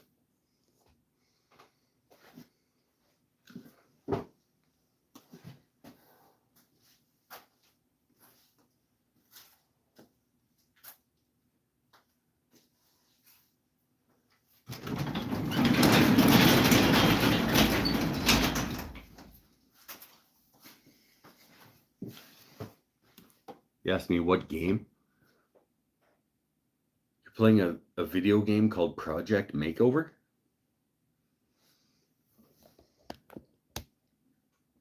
It sounds like a reality TV show.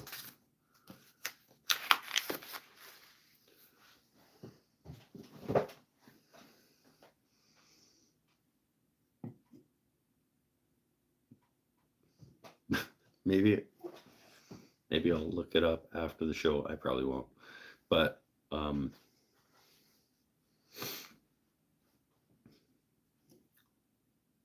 that sounds like a really, really terrible video game.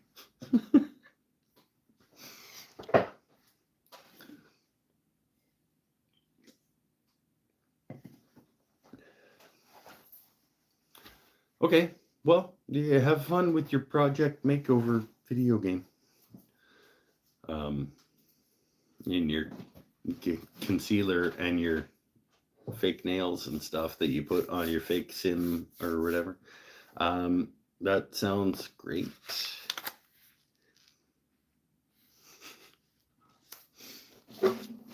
One more tune, because it's still sitting here. We'll we'll cap off the night. One more Tragically Hip. Actually, maybe the only Tragically Hip for tonight.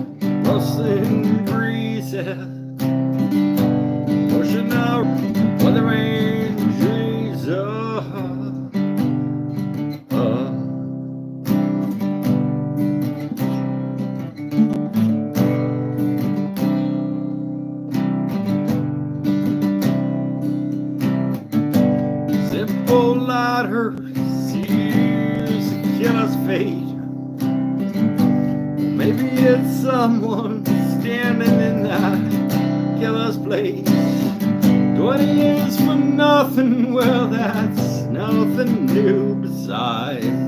No one's interested in something you didn't do. We kings and pretty things.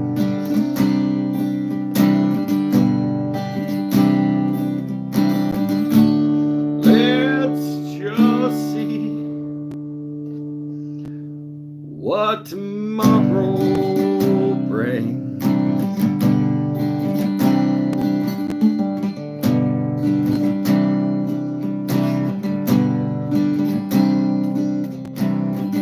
It's a dream he dreams of high school's dead and stark. The museum and we're all locked up after dark. Walls are lined, all yellow gray and sinister, hung with pictures of our parents' prime ministers. We kings and pretty things.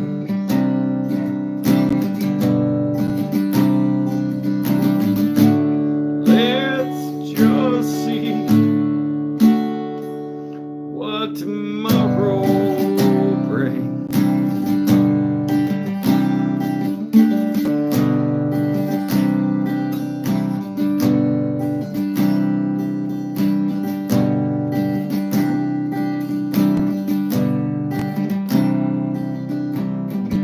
They breaking story on the CBC.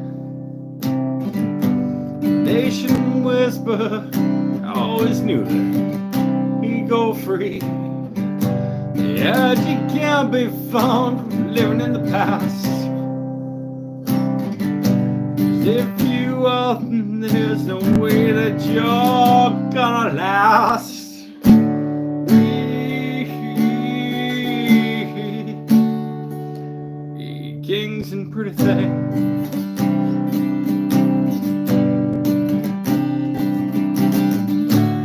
Let's just see what tomorrow brings.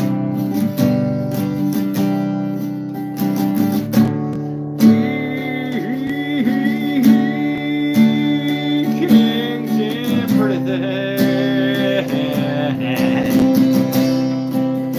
That's what tomorrow brings.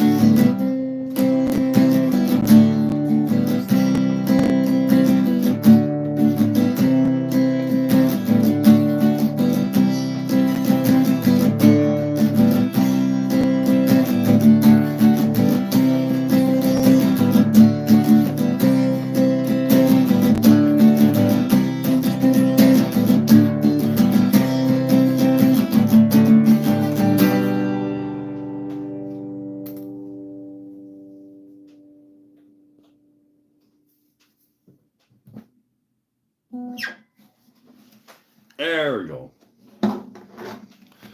That's the end of the night. It's good.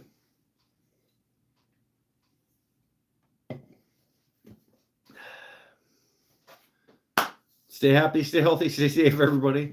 The three of you there, it's just me, Mike, and Nadia hanging out now. Thanks, everybody. Like, maybe there's some people watching this after. Thanks for coming. I appreciate you all. It is time to go. These shows have slowly gone from an hour to 2 hours to 3 hours to 4 hours. Scott Lanzon shows up right at the end of the night. It's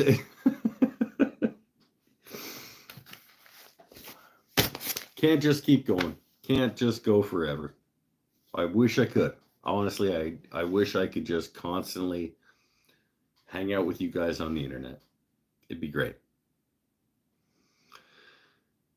Yeah, chat with you about Monday, tomorrow sometime. Okay, well, let's just tentatively plan for Monday morning. You come over, we do an hour of cleaning and resetting, and then we'll start filming. And I'll work on sister-in-law's jewelry box.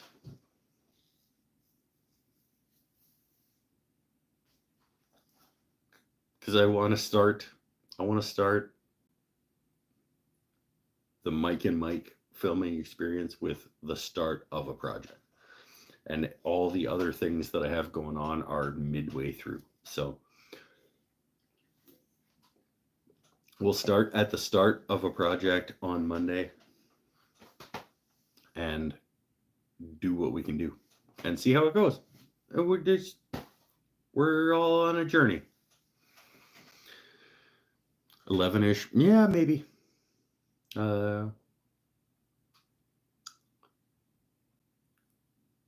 Yeah, that sounds about right. Then we'll have like 4 hours. Lenzen and Gallery showed up almost 4 hours into the show, and we are just shutting it down.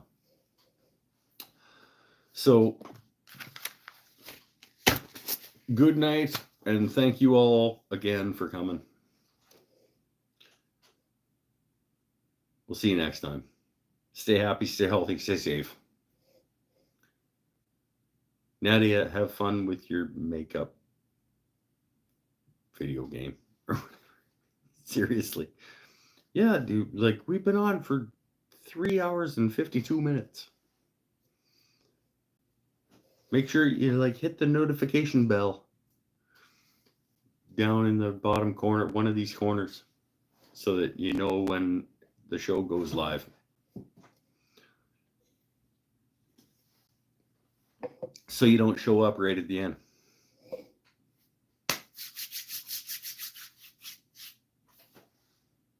See, like people are starting to show up now. Like the numbers are going up. Like, where have you guys been? And where are you? That like you're just starting to show up now. Come back next week for the most elite woodworking live chat and lots of learning. Yes, it's a very important show with lots of things that are important to continue on with each other's experience. Very integral pieces of information.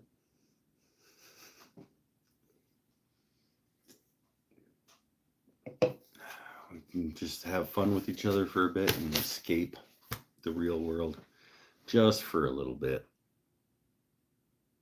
That's all it needs to be. I'm going to the Marvels tomorrow. I don't expect that it's going to be Endgame, but I'm going to enjoy myself for 2 hours. That's all that it needs to be. And that's got to be enough sometimes, my friends. Bye for now. Thanks for coming. I'm going to shut it down before 4 hours. 3 hours 54. I don't know how this show got to this point. It used to be just an hour, like way back when we first started. It was like an hour of just like playing around. At this point, we're at 4 hours of Mike getting drunk in his shop and hanging out with his friends. And I made a thing. Where'd it go? Oh, it's under the guitar case. Hold on. I gotta find the thing that I made earlier tonight. There it is. I made this thing on the show tonight. A little keychain. That's all I did. But it's one more thing that's going on the market table. And it's one more thing that we sometimes make here on the show.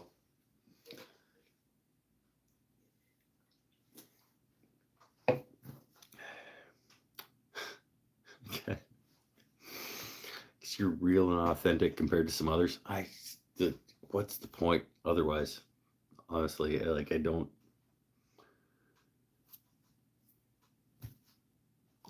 really understand.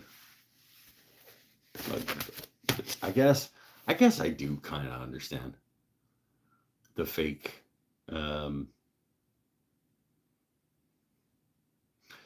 like the internet has become what TV used to be. So we're like there are like a lot of people playing a character. That's just not what I want to do. I don't want to play. I don't want to play a character on the internet. I want to hang out with you guys in my shop. And if you want to hang out with me in the shop, you're not hanging out with a character. You're hanging out with me. For good or bad. Sometimes, who knows? Oh, now Kapla's here. Are you guys seriously gonna show up almost at 4 hours into the show and then make me keep going? Because I want to now that they're like we have fresh blood. Fresh blood was a weird way to say it, but like if we're the numbers are growing. Like where have you guys been? We can keep hanging out, I guess. 4 hours in, you just get good. Is that how it goes? You just like you wait for a few hours for him to get some beers in him, and then come along. Maybe I don't blame you. I feel like sometimes I feel like this show goes like not the way that I want to once I get too many beers in me. But like it's all just open and honest. But the numbers are going up. What the shit, you guys? Are you kidding me? Why can't you just be here when the normal things happen? I made this keychain.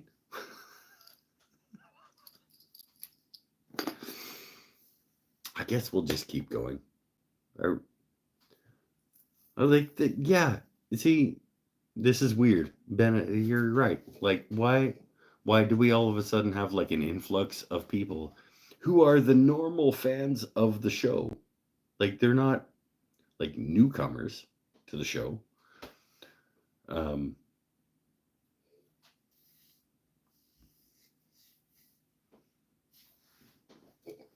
But all of a sudden they just came like 4 hours into the show to hang out. And so what is this going to be like a 5-hour show to hang out with the people who weren't here earlier? That's right fucked. Our power went off earlier. Thought you'd be gone by now. Yeah. That's not how this works anymore, my friend. I go until people are not interested. Because why would I stop? Why would I stop doing a fun show that I'm having fun with my friends on the internet. As long as people are still interested, I'll just keep going. I don't have anywhere else to be. Like, so I'll hang out for as long as people want to hang out. It is pretty weird that I got a sudden influx of people at 3 hours and 40 minutes.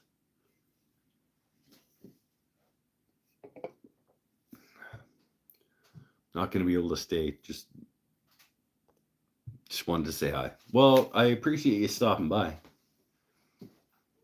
It just kind of caught me off guard that all of a sudden there was another half a dozen people who showed up for the last 3 hours and 45 minutes into the show. That just all of a sudden people showed up. Hey, Mike, I've made some good progress on RC tinkering this evening with all these people keeping me company. That's what we're here for. That's what we're here to support each other. I'm glad that you could make some good progress on your RC tinkering. I want you to get that flatbed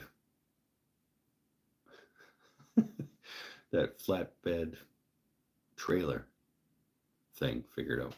I stopped by to say hi, not to hang. Okay, good. We can get this thing wrapped up. Thanks for coming, Scott. I appreciate it. You do have to go back after the video uploads onto YouTube. You have to go back and watch the entire thing. Like, as a good friend, to help me out with my watch time and algorithm stuff.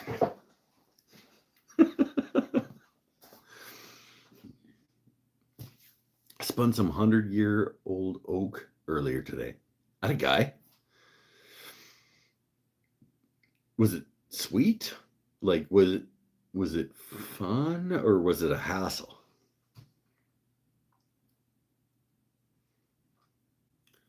I come for the chat, like the type stuff. We had a good time tonight, my friend. There's a little bit of guitar. There was lots of good chats and conversations over the course of 4 hours. Obviously, there's going to be some better and worse periods, but there's 9 people here right now apparently watching this shit 4 hours in. Damn. I'm huge. Like, I must be an enormous celebrity to have people watching this after 4 hours of nonsense. I'm probably better than Kirsten Dunst. Very large oak that fell here a few months ago had some really tight grain. Sweet. Maybe 8 fell asleep. You see, it's funny you say that because I said that earlier. I was like, oh, there's only 4 of us here, but there's only 2 of us talking. So 2 people just left it on in the background and went to sleep. Oh, that's a good point, Bennett. The word got out. Yeah, he was done with the guitar, so now people can come back. That's a good point. He put the guitar down, so now people are flowing back in. It's not wrong. It's entirely possible that people came in and went, oh, no, never mind. Is he done? No, I'm good. I'll come back when he... No, he's still playing.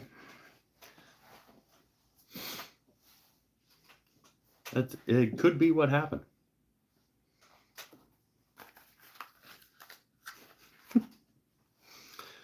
It could be entirely what happened.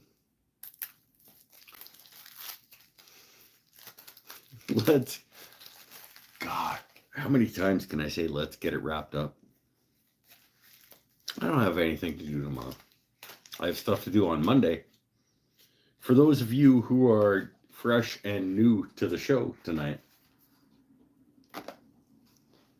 I'm bringing in a cameraman on Monday to start developing a new strategy for YouTube videos. I'm building a team around me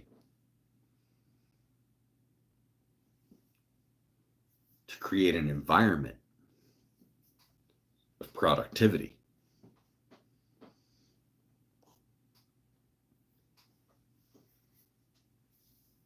Okay, you're 4 hours plus. Go to bed. Yeah, I know. It's not actually that late here, though. It's way later for you guys. Like 4 hours for me it might only be. It's probably not even 10 o'clock. And it's Saturday, and I have nothing. I have nothing to do tomorrow except for go to the movies tomorrow night. How big is my shop? My shop is approximately.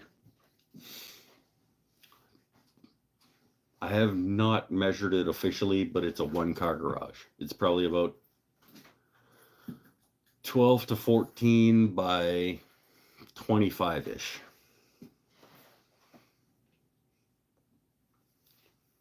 With the extra light and cameras. Trip a breaker. Oh, that's actually a really good. It's actually a really good joke. Because I did use the trip breakers all the time. I think I'll be okay. I don't think there's going to be extra lights until next year after shop renovation.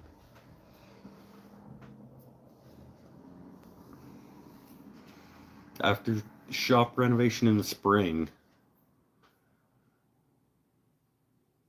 it absolutely will be better lighting. But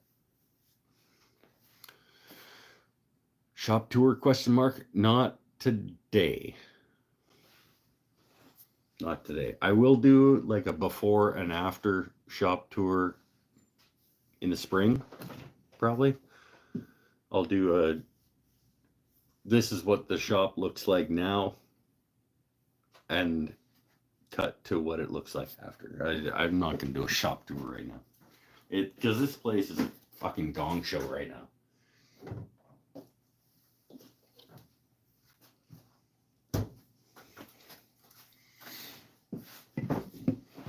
There's paint all over the place. Like, you got little cuppies of paint all over the place over there.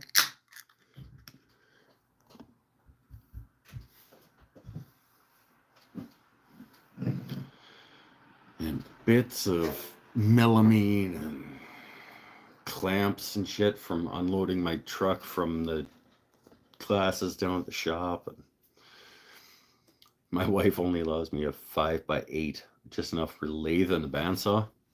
We make do with the space that we have. Just be a goldfish, like grow into the space that you have available to you and make the best use of it that you can.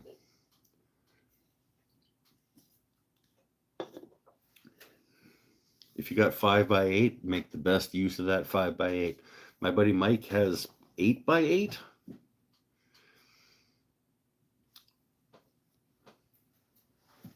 And that's outside dimension.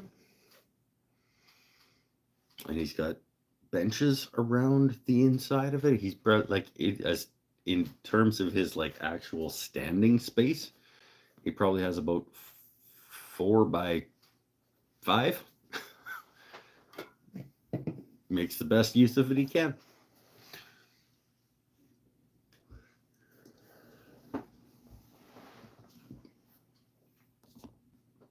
All right, later, Kabla. I can't believe there are more people here right now than there were an hour ago.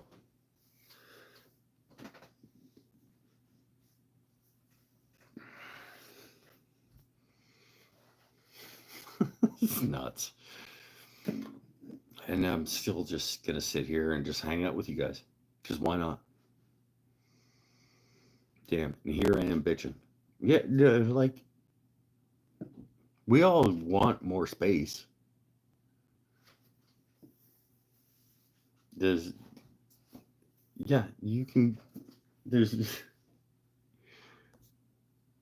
Yes, standing space is exactly 4x5 with the workbench. I thought it was about that, yeah, because I'm picturing inside with the bench going around the outside.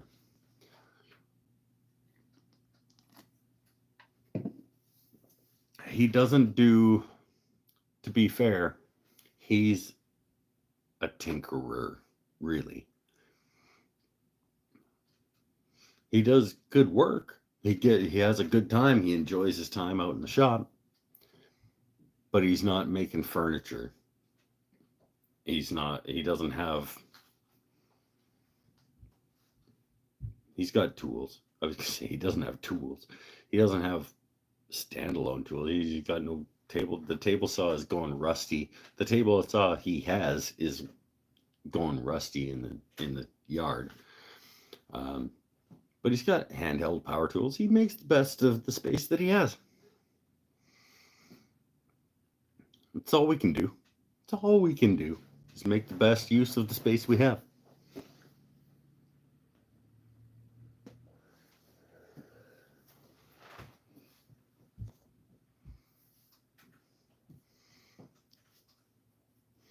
Yeah, and all my green wood is outside on the patio drying. I have a huge lift of Douglas fir out under the deck in behind my house that I got for cheap and couldn't say no. And it's just out there. It's cracking all to shit. And it's probably, as much as I try to tarp it and keep it nice, it's getting demolished. Honestly, I think I'm going to end up running it all through the planer and just cutting out all the pieces that I can get out of it because it's getting cracked from the ends over time. I'm probably going to lose 2 feet off the end of each piece. I'm going to end up with a 4-foot chunk in the middle of all of it to be usable at the end. We do what we can do.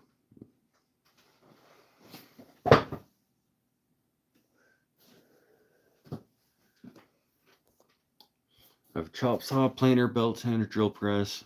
Can only have 1 or 2 out at a time, depending on the size of the project. Larger stuff, yeah, in decent weather. I mean, even I have a pretty well outfitted shop in my 1-car garage, but I still only mill material from raw to usable out in the driveway. Generally, unless I really need to because it's an emergency. But most of my heavy milling happens out in the driveway.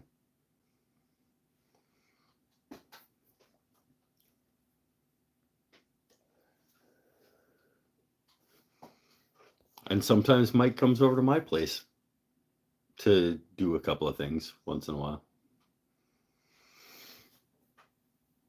Is that good for touring? Hold on. Yeah, greenwood is outside on the patio drying.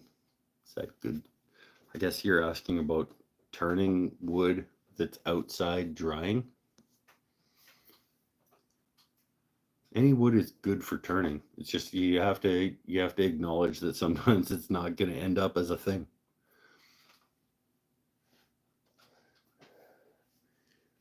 Turning is one of those things where you just can't get attached to the piece of wood until it's done, because you never know. Douglas fir. Turning Douglas fir is not a good time.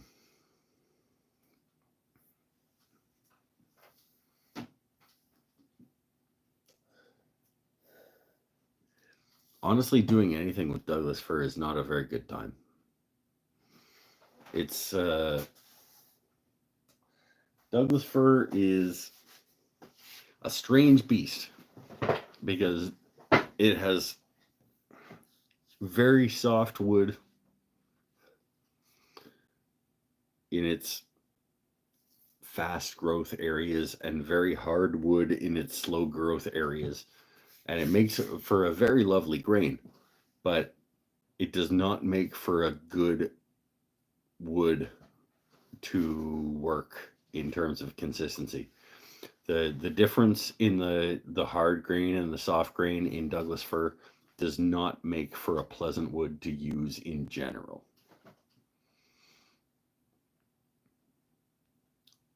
The difference in hardness between, let's get a piece.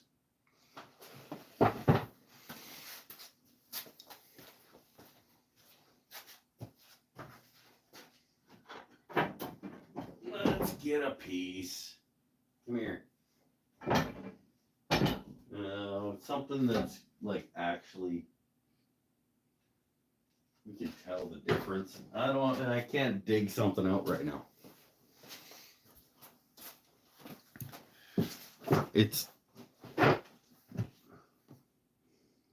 the stuff that I have that is playing down so we can see the difference is hard to get at right now. The difference between the dark stuff and the light stuff is really, really extreme in Douglas fir. So it's not pleasant. Like turning it is not good.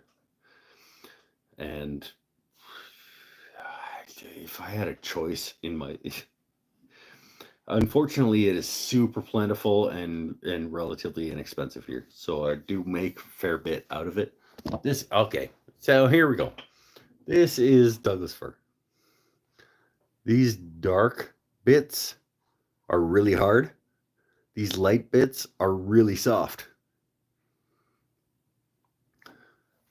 Unlike something like cherry, where the difference between the dark and light grain is not that extreme, in Douglas fir it is actually quite extreme. So it's kind of unpleasant to work with in it, not only in turning but in just about everything. Hey, look, another Dave. It's true.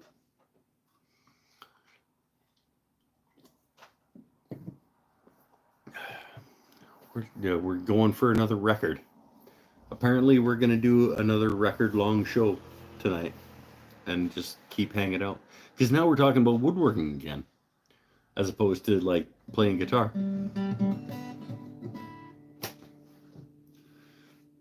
I'm happy to sit up and talk about woodworking with you guys all night long until my phone runs out of power.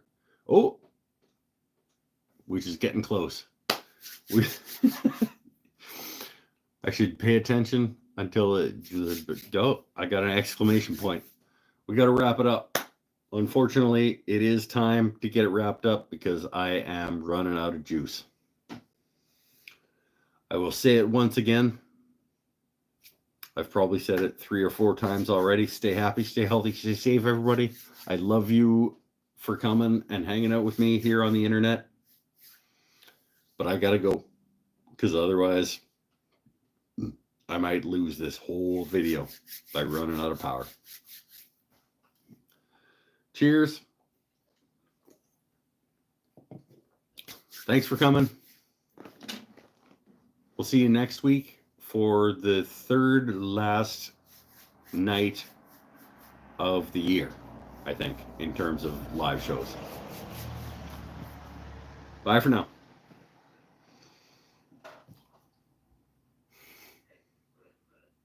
Four hours and 18 minutes. That's nonsense.